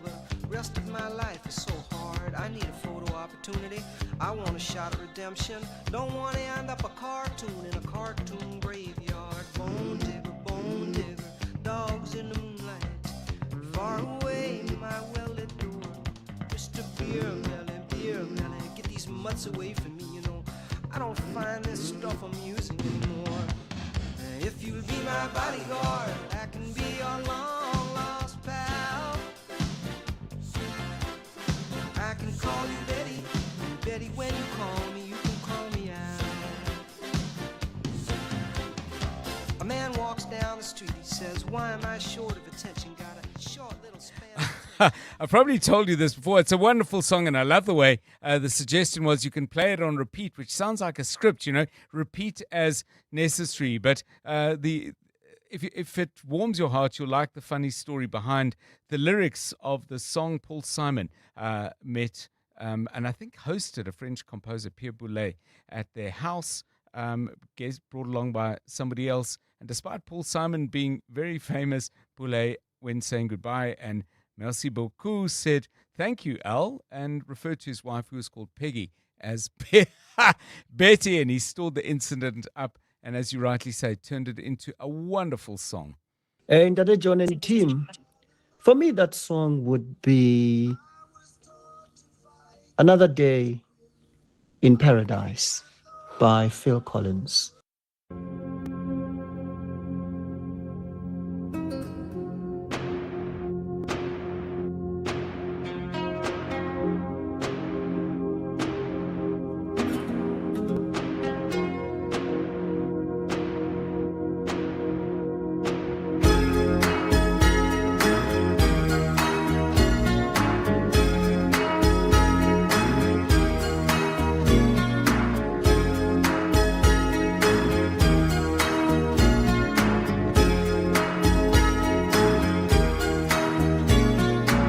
She calls out to the man on the street.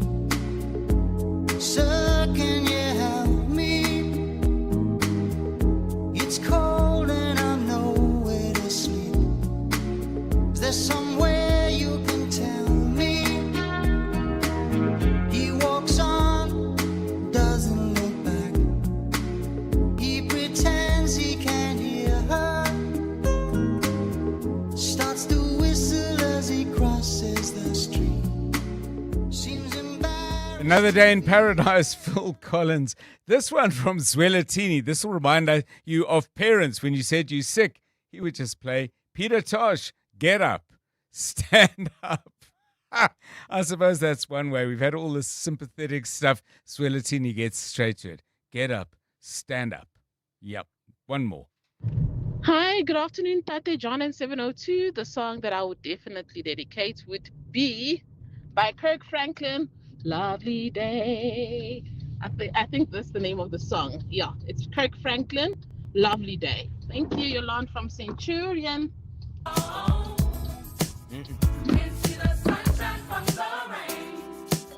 But Jesus, when I think of you, that's right. Then the world's alright with me. Lord, just one thought of you. Kirk Franklin doing Bill Withers. Appropriately, we started with Bill Withers at the beginning of the show. Nice to finish in the same way. I'm John Perlman. Have a great evening. Good night.